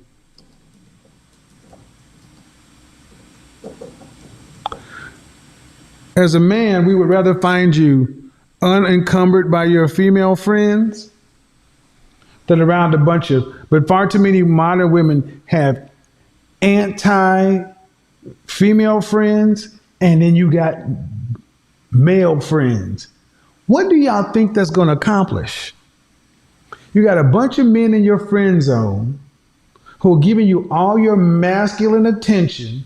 You got a bunch of womanist, feminist, new wave modern women as your friend group, and you think a marriage is going to come out of that? Your mama ain't married. Mm-hmm. What the hell? Unmute yourself, Diamond. What the hell do y'all think is going to come out of all this? Hello? Hello. How are you? Good. How are you? I am well. How old are you? I'm 25. All right. So what do you got for me? What are you talking about? I just wanted to agree that married women should not have single friends. That's just not a good connection. Are you married? Yeah. Okay. I had to cut off a lot of my single friends because just there's nothing really to talk about and there's nothing really productive to come from that friendship. you don't frequent the same places or think about the same things. So I just really need to agree with that with you. How long you been married? December 2020. So okay, well, congratulations. Cut them off and send them a Christmas card. Send them a Christmas card, and when they get their head together and they tell you they got a boyfriend or a fiance, preferably, then you can invite them back to the house. Other than that, keep your house sacred. Yeah. Have a good one. Bye-bye. That's smart. It's good for more women to start cutting y'all single friends off. Because I'll say it again. If you're a woman, because I'm going to tell you, I know men who've dated women like, man, I dig this woman. But her friends are doctors and lawyers and these rabid womanist feminists. And they watch my content like they hate your content. Ladies, if your female friends hate my content, take the note. Believe me, I can relate to that. Friend zone? Hey, man, I can relate to that for real. I really can. I really can. It's still to this day. I'm trying to figure out why do women, preferably modern women, hate my content when I'm not even bashing women at all. Period. I'm not in no red pill rage or anything. In fact, I want us to have better outcomes. That's the overall goal. That's why I get on the men way more harder than I get on the women, because I know that we are the leaders, the leaders, the providers, and protectors. That's also my goal. But if we're not in that position of doing any of these things, how do we expect for the women to follow us? You know, but it is what it is. Nope. You're going to have to be in a place to where you are running at a deficit. Ladies, that means, but you know what I'm saying to women?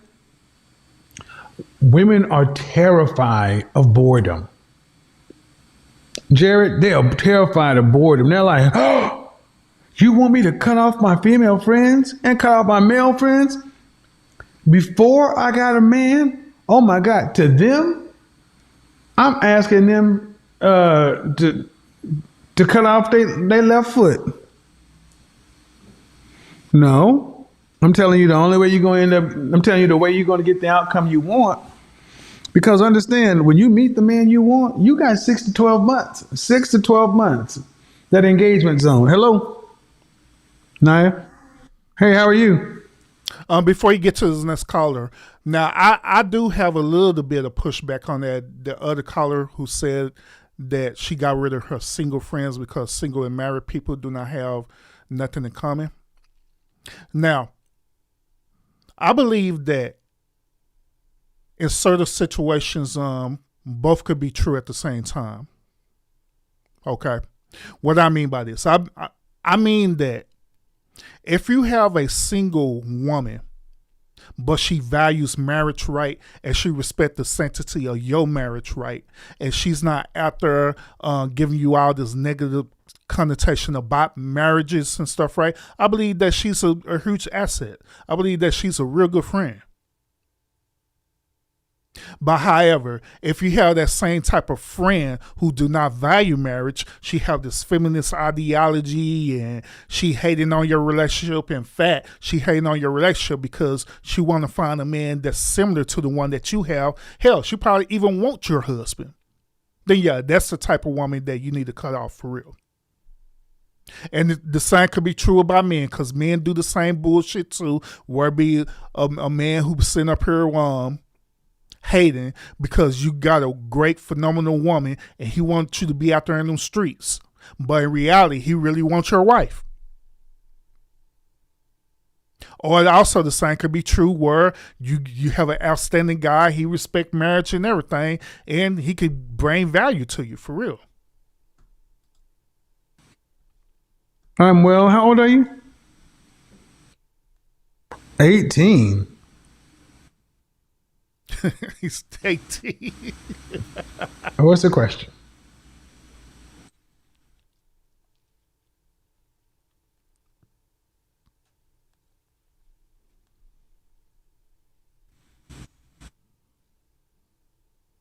Ma'am, you're 18. How do you answer that question? Ma'am, you're 18. Is your mom married? Thank you. Yeah. Nope. Nope. Nope. Nope. Nope. I got bad news for you ladies. No one wants to hear the opinion of an 18-year-old.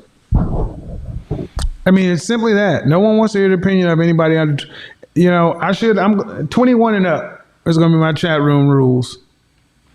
All right. So it should be like the other way, bro. Everybody can call in now. 21 and up, because I can't really do anything with anybody under 21. I really can't.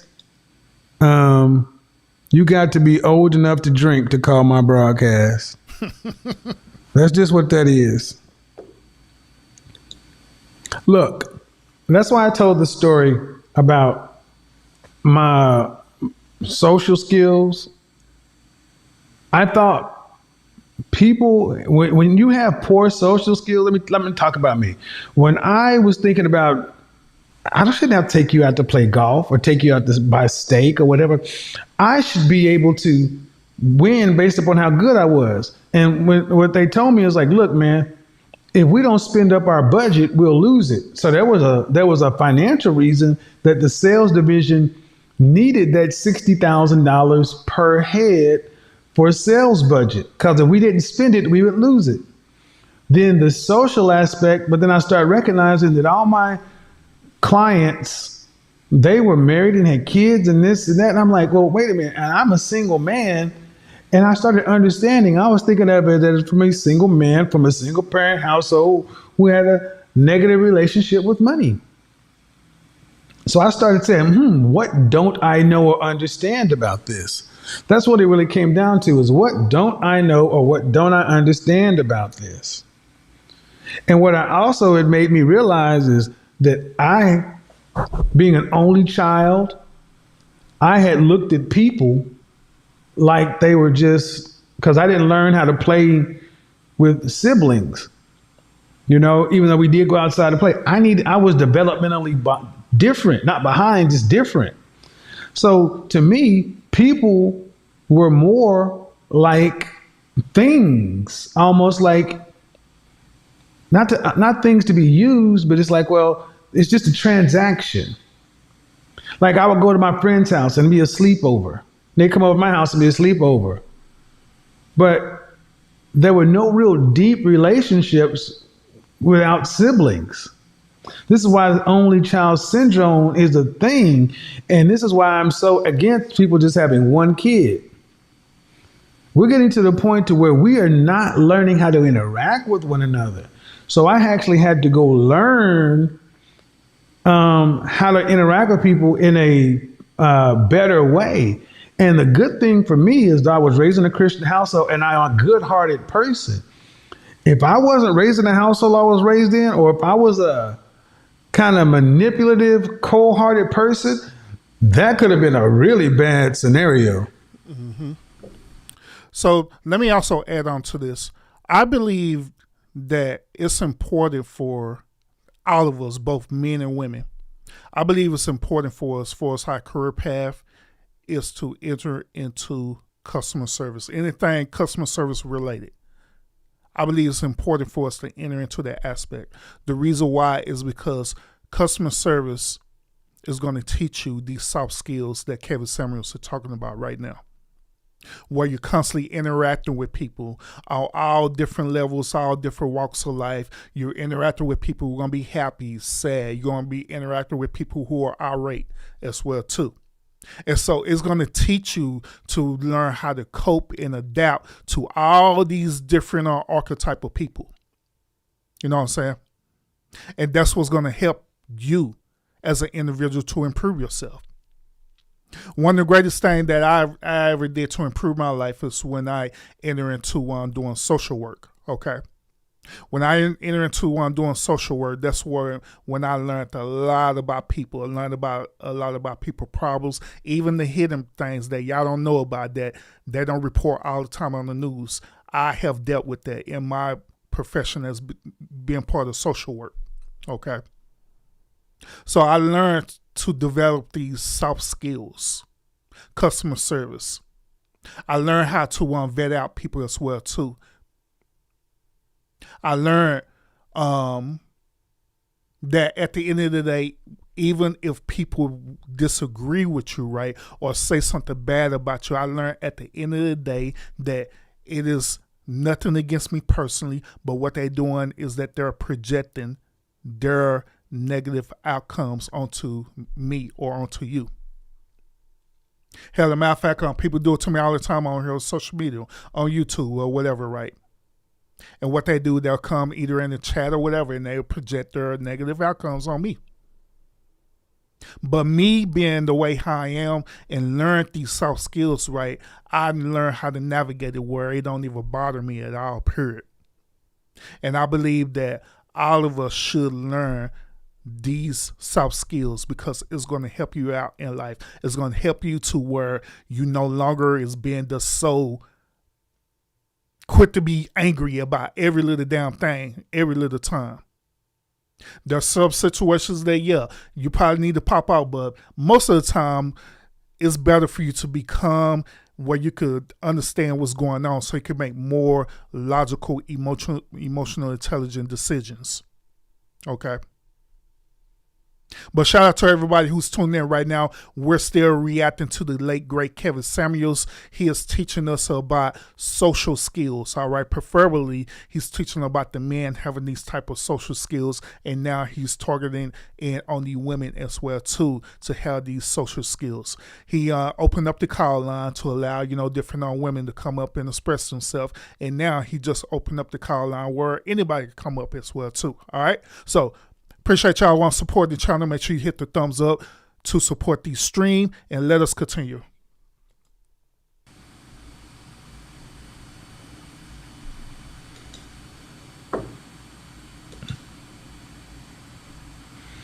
If you're a man, you must get on camera.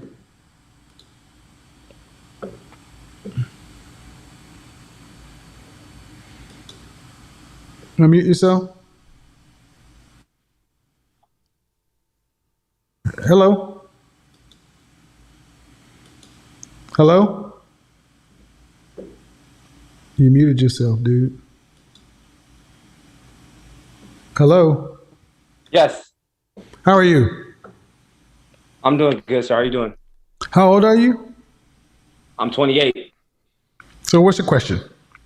My question is, I've kind of been a loner, like, majority of my life. And just wondering, like, it's the best way to meet other people. I do have friends, but I'm listening. No, I was saying that, I do have friends, but it's like we're not always around kicking it. And I was wondering, like, what should I do to help myself better be around my friends? Did you go to college? Do I go to college? No, I didn't finish because I was in a deadly accident. Let's say that.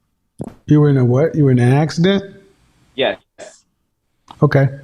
Well, one thing that I'm a big fan, a big proponent of is in your 20s, you need to focus on improving your appearance, your image.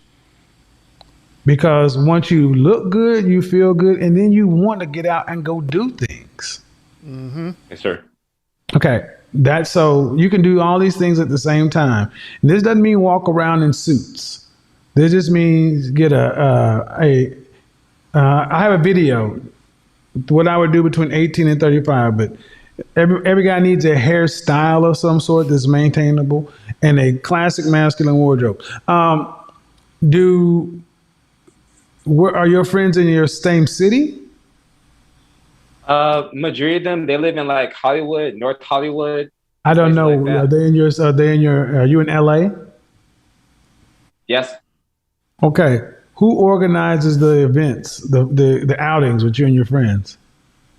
Most of the outings that we do, like we go see movies. That's the most thing we did. Like that's when we did in 2020 and 2020. Yeah, but I asked who organizes them. Say that again, sir. Who organizes them? My best friend. Okay. Well, if you organize it, there you go. I have organized a few of my meetups with some of my friends.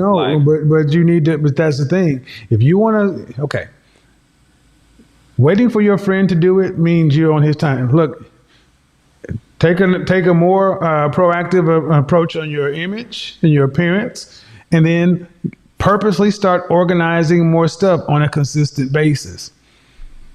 That's the first two steps. You're not getting it. It's like basketball. It's like baseball. You got to get enough at bats to give yourself an opportunity.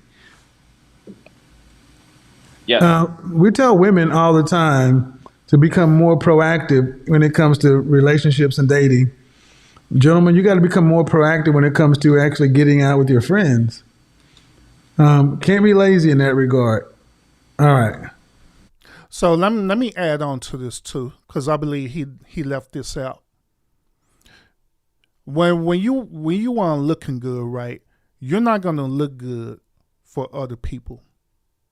Once again, you're not gonna look good for other people. You're looking good for yourself because it starts with you first. Okay.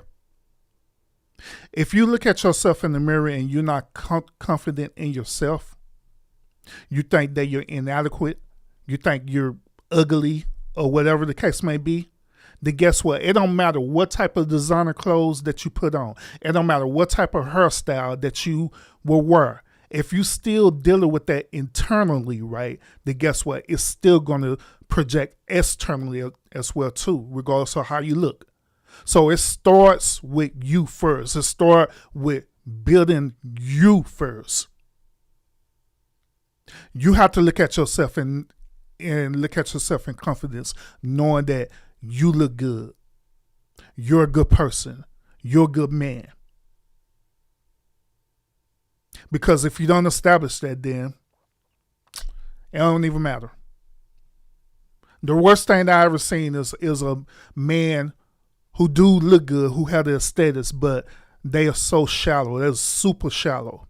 To the point where they be sitting up here just doubting themselves. Matter of fact, I had a homeboy that was like that too, man. And that dude got my nerves for real. We used to go out and kick it, and this dude used to talk down on himself every single time. And we used to constantly try to pour into this dude like, hey, nah, you good, bro. You looking good, blah, blah, blah. You good. You gonna do this, you gonna do that. You're gonna be able to pull and all kind of stuff. But this dude mentally wasn't there. Mentally, he was shallow as hell. So that's where it starts at.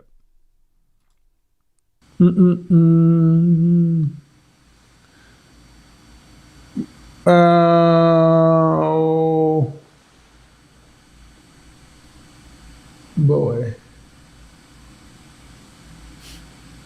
Jesus Christ.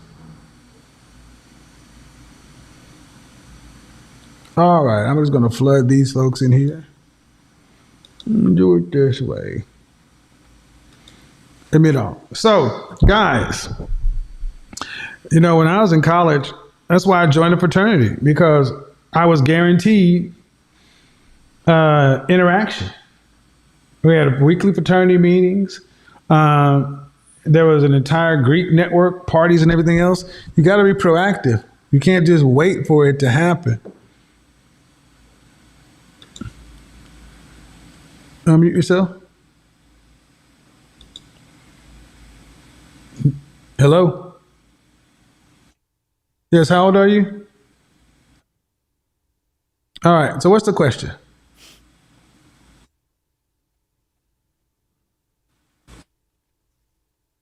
Success. I grew up kind of keeping to myself, staying in my own lane. And I started a real estate business a few years ago and kind of seen rapid success, at least as far as what I would have considered. And then my question is, how do you measure who you're with versus who you're with before? Does that make sense? Nope. Take a breath.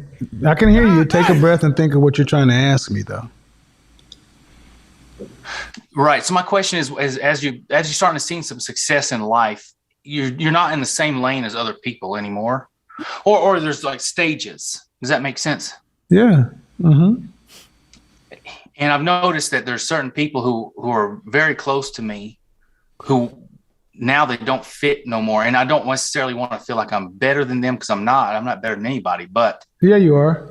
Yeah, you are. Look, man, some people look. This is a problem a lot of men have. Your friends, you can still have friends, but you're going to need friends at the level you're at and the next level. I agree. The CEO does not hang out with the account executive just because they went to school together. I agree. The general and the private don't hang out at the same in the same mess because they went to military academy together. Mm-hmm. I agree. My question is, do you fit at the level you're at now? Do you have skills for the level you're at now? Yeah, so let me add on to this too. And I'm going to tie this to me being a content creator, right? So the higher I go in my content creation or being an influencer, right, the higher my level is. And by me being on a higher level, other content creators who are under me, they look at me as being a higher level of content creator. Guess what? There be times where I will make an appearance to content creators who are on a lower level than me, but I'm not literally interacting with them like that, like, probably like how I was used to. And there's a reason behind that. The reason is that I had discovered that whenever you tend to go to a higher level, this whole mental notion about the crab and the barrel mentality will activate. Well, once again, people will see you going to this higher level, instead of them trying to figure out how you did it and, sit at your feet and learn from you, right? They'll start hating on you. They'll hate on you to try to pull you down back to the level where they at, while at the same time they still trying to crawl over you and get higher than you. So I had learned that. I learned that concept. I learned that this is what people do. So that's why people who I used to be with, I don't chill with them no more. I don't talk to them, nothing like that. Now, it be other people who I have a higher level of respect for them. I may make an appearance if they have me want to come over, to like they podcast or whatever stuff, right? I'll make an appearance and do that because I have a high level of respect for them. And I'll do that. But we're not kicking it like that. You know what I mean? Because I understand that whole concept of being on a higher level. Just like higher content creators who are even higher than me, right? They do the same exact thing. That is how the way it is. I've definitely grown faster than I would have expected. And so I feel The like question I asked is, do you have social skills for your financial level? And yes, I'm better than them. Yes, I'm absolutely am. If y'all want to know. I feel like I'm learning for sure. That's a yes or no question. Either you do or you don't. Yeah, I guess I do. In that case, No, yeah. You don't. You don't. Because if you did, you wouldn't be asking this question.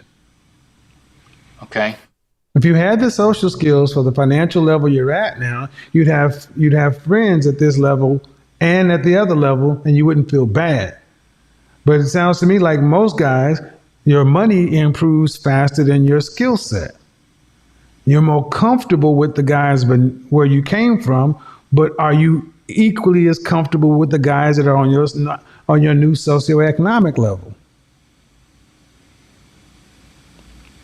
And I'm telling you, I don't hear it, because I'm not even hearing the confidence in your voice, in your communication. And that's something that you need to just look squarely in the face and improve it. Why aren't your friends as successful as you? Do they not have these same opportunities? No, we've all got the same opportunity. Well, that's the question. Then that's the point. That's the point. Look, man, that's the issue. You're going to have to improve your social skills to match your level. And the thing about, I don't want to appear that I'm better than somebody. Where did we come up with that? Where'd that come from? I mean, because do you still live in the same apartment you lived in, or did you buy a home? Yeah, I bought several. Before he continue, I know where that concept came from. That concept came from religious teachings. Because religious teachings such as Christianity, right, they teach that, you're supposed to humble yourself and all these different other bullshit that's out there, right? And so if you feel that you're better than a person, that means that you're being egotistical. In other words, and they treat it as though that's a sin.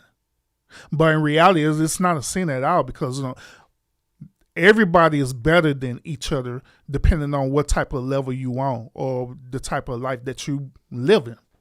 There are people who are better than me. There are things that I'm better than other people. That's the reality of it. And yeah, it is nothing wrong with having that confidence of being better than somebody, because you are. The difference with me is that I can acknowledge when a person is better than me. I can acknowledge that, and I can give them respect for that without hating, without, trying to pull them down. But other people can't do that. Because once again, like I gave y'all an analogy about the crab in the barrel mentality, other people, they'll start hating. They'll try to find every little possible excuse to bring you down because they're insecure within themselves, because they see somebody that's better than them.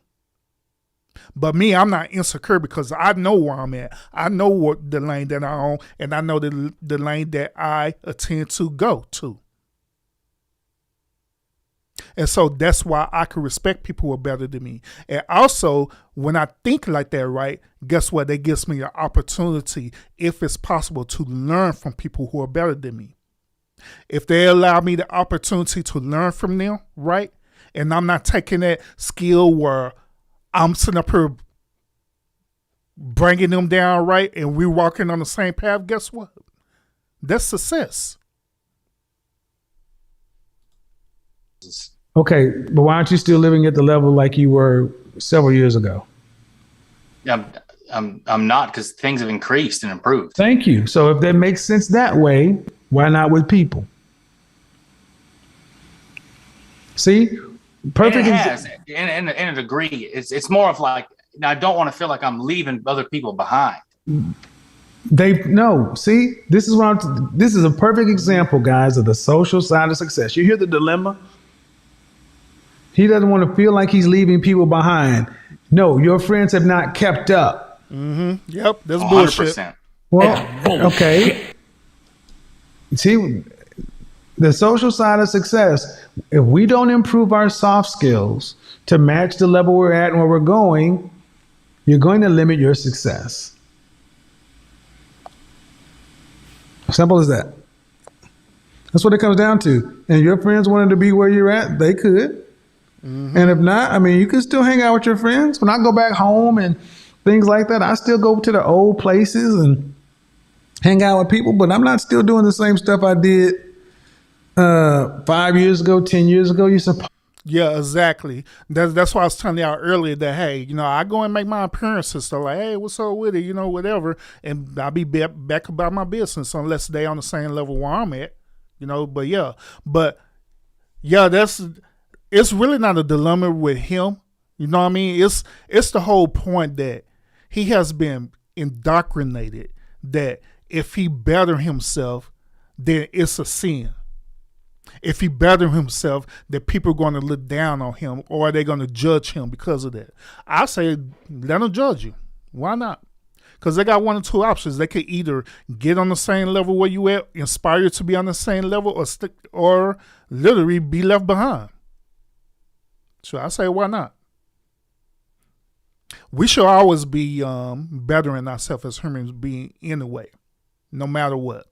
We should always be part of this evolution thing. You shouldn't be stagnant at all, period. To improve. Gentlemen, we're supposed to evolve. And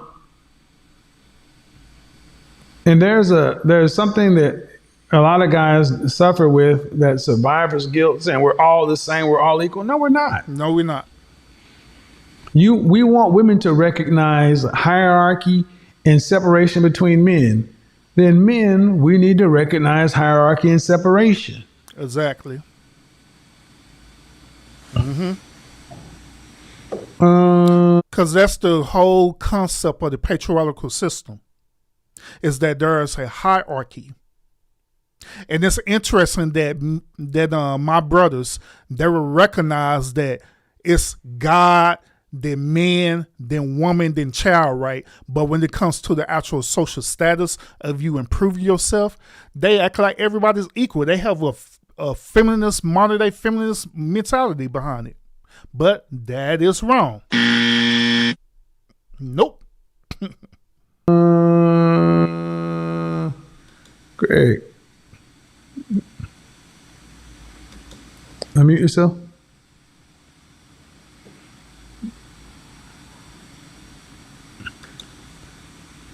Unmute yourself, Greg. Hello? I can't hear you. The audio is not connected. Marcus, go ahead. Go ahead, Marcus. Good evening, Kevin. Good How are evening, you? Kevin. Can you hear me? Yeah, how old are you? I'm 35. All right, what's your question? I have a brief statement and a brief question. So I just wanted to concur with you with what you said about confidence. I do not have a degree, but I have been an executive with 5 of the largest financial institutions in the country, the very 4 largest, and I'm only 35. So a lot of that comes from social skills and confidence. So my question. Okay. I'm sorry. What was that? Go ahead. I was going to ask you the question. Yeah, the question is. So I'm also I'm coming out of a divorce at 35, and I know you've been in a similar position. So I just wanted to know if you had any brief advice. Not the subject we're talking about tonight, man. I know. I apologize, brother. Come on now. See, this is why I don't let people make their statements first. This is why I get to the questions. Not cool. Hell, if you had came over to the lounge, I would have answered that question for you. All right, let's talk about it, bro. Sound like you enter into the first stage of red pill rage. Let's talk about it.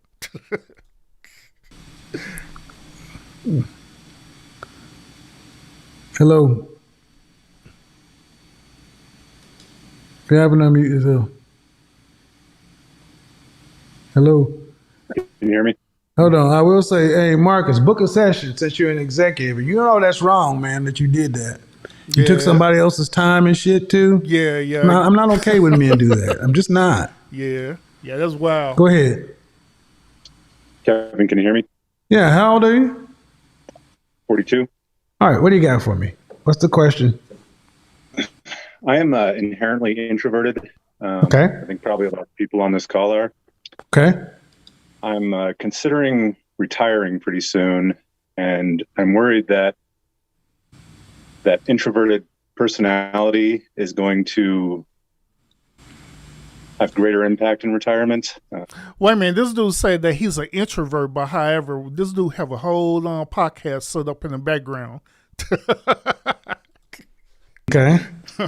All of my friends right now are really just work colleagues. So what's the ultimate question, though? I guess the question is, does your lack of social skills and your lack of friends, being a male, does that lower your value to a woman? Yes. Absolutely. Without a doubt. Okay. That's why one of the critical components of being a man of value is a network and usefulness to the group. How else can she know that she got the right man or the best man, or how else does her hypergamy work if she can't see where other women value you and where other men value you? What advice would you give to a man then who is approaching retirement in order to keep their value? Live an interesting life. So just take up more hobbies to make up for I don't know, man. I mean, see, the notion that you have to be an extrovert in order to have high social utility is bullshit. You just can't be boring. Okay, you retire. You have $100 million. Then what? Are you just getting up every day and sitting on the couch waiting to die? No, you have to live a life that has. You don't have to live a party, but this is where hobbies come into play. This is where people with philanthropy, charity, exercise. I mean, if you're not spending the bulk of your time trying to survive, that's a blessing. So I do have hobbies, but most of them are kind of introverted hobbies as well. Well, okay, I get it. Hobbies? Okay, let me make it real simple. Stop doing shit that's by yourself. Hobbies that'll make you get out. Cycling. You can cycle by yourself. You can cycle with a group. This is why I recommend stuff like charity work. American Heart Association, Chamber of Commerce, Rotary, church, fraternities. You need to get around people because we are social creatures. And if you're talking about lowering value with women, are you married or are you single? I'm married. Okay. What's the age difference between you and your wife? We're the same age, 42. Any children? Yes, 2. All right. Is she active? Is she socially active? No, she's probably more introverted than me. All right. Well, I don't know. There needs to be balance in anything. Yeah, I also disagree with this. Human beings are not supposed to be. I mean, like I say, you don't have to be the life of the party, but there needs to be something that gives life some texture. I guess part of my okay, I got to get on to the next folks. I got to get on to the next people. We've already went through 3 pieces. Yeah, then also, I don't believe that this dude's I don't believe this dude's an introvert at all, period. I believe he is an extrovert, but he's just trying to get some content time. Because like I say, I seen that he had a little podcast sound booth set up there. So that's that. Then also he's saying that both him and his wife are introverts as well too. I don't believe that, man. They be getting out, they be interacting. You know what I mean? So it is what it is. Appreciate it. All right. Yeah, guys. I mean, see the notion. See, we have romanticized introversion. A lot of us have romanticized introversion, and we need to stop that. You don't have to be. Hello. Hey, can you hear me? Yes. How old are you? I'm 29. How are you, Kevin? I'm well. Are you single or are you married? I'm currently single. I'm in a relationship, but I'm currently single. All right. So what's your question? Okay. So here's the thing. My career path is very much so like yours in your earlier career. I am in corporate sales for a major telecommunications company. I've been here for about 1.5 years, almost 2 years. And I've seen a lot of success here, but I guess my question for the most part is how do I maximize my potential so that I can see the greatest possible outcome in this one of the first things that I want all you guys to start doing is stop talking like you're at the source or dictionary. Talk to me in a simple way. How do I maximize my output? So take your thumb out of your ass and talk to me like I'm 4 or a Cocker Spaniel. Rephrase the question. Okay, so to rephrase it, how do I just maximize my potential? Just be the best possible. In what form? Maximize your potential where? Professionally or personally? Professionally.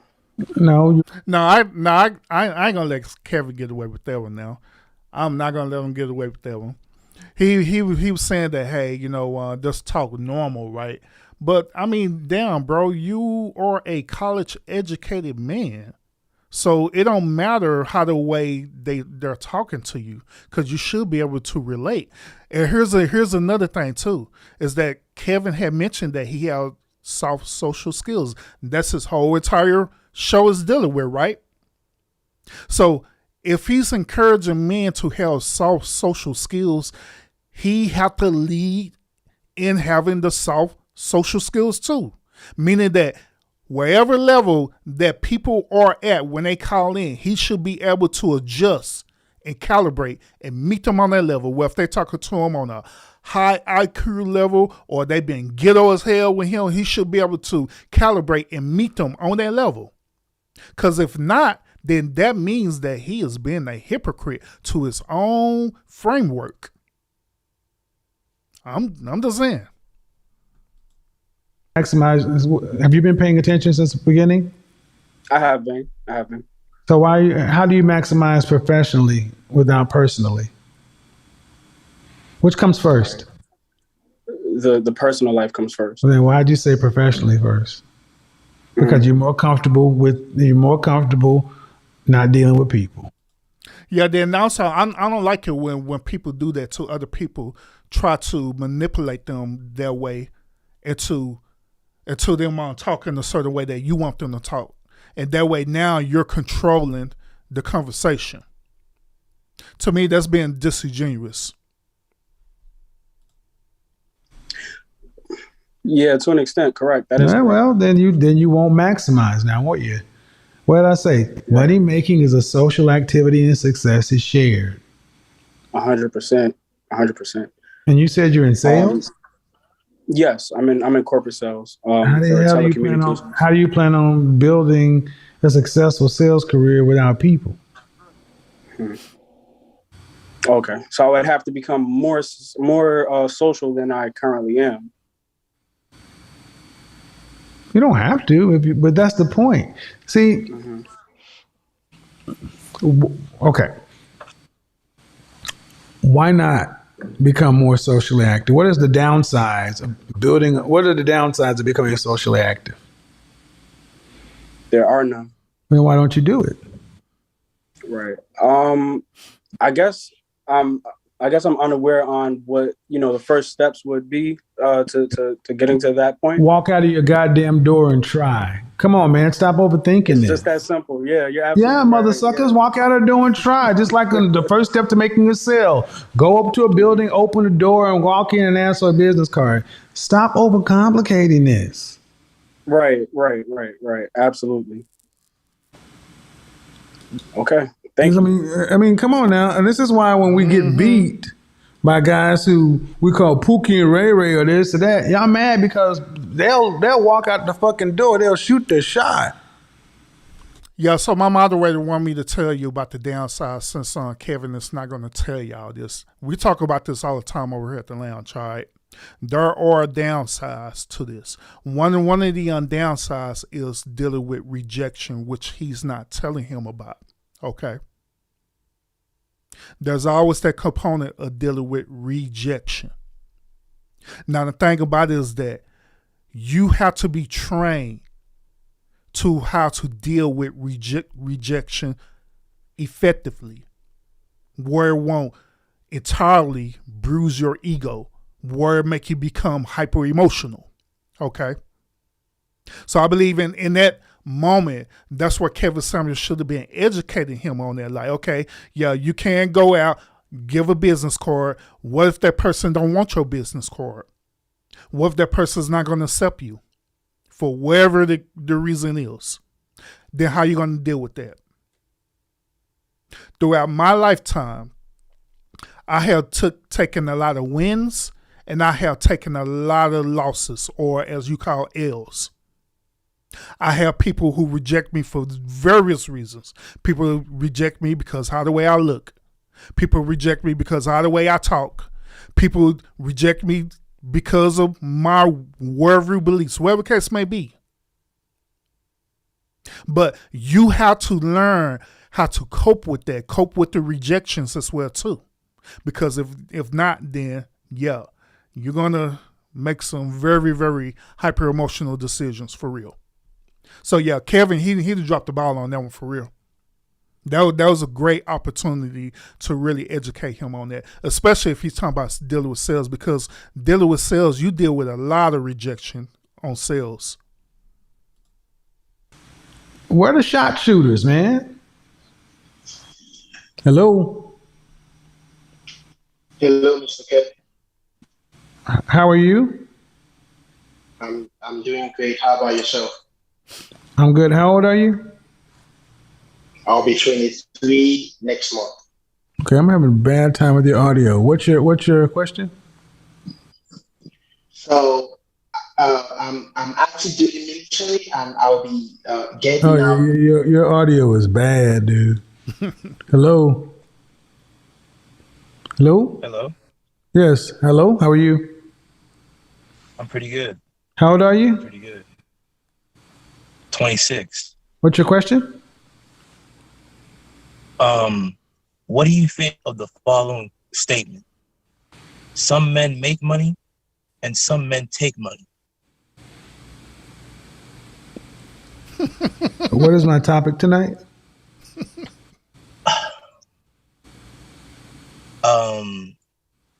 I know what your topic was for the women, but I don't know what it was for the men. It's the same thing, bro.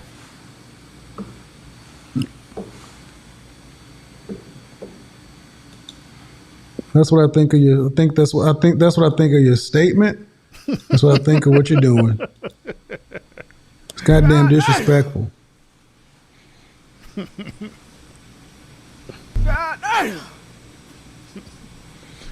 Why not let that go? Because that's an example of poor social skills. Okay? Poor social skills. Waiting in line to talk to somebody that arguably you could say you'd have to otherwise book a session with. He's laid out an entire monologue, an entire thesis, talk, whatever, and you don't even have the decency to understand the topic or ask a question on topic. Instead, you want to ask me some philosophical fortune cookie goddamn question. I want you to imagine you're in a dinner party or a cocktail party, and this is the person that comes in and tells the inappropriate joke, says something out of context, and then they wonder why they don't progress. Okay? You got one time to do that in front of the right person to fuck your entire career up. 48 laws of power. Know with whom you're dealing. Don't offend the wrong person. Law number 1, never outshine them. All these things matter. EQ, people, matters more than we want to think. And it matters all the time.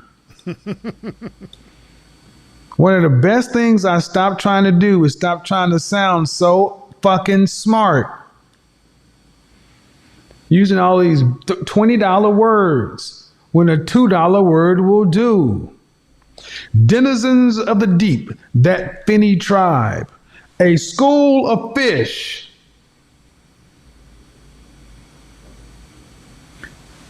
Saying too much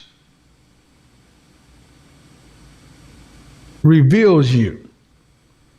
Simple communication is better. Direct.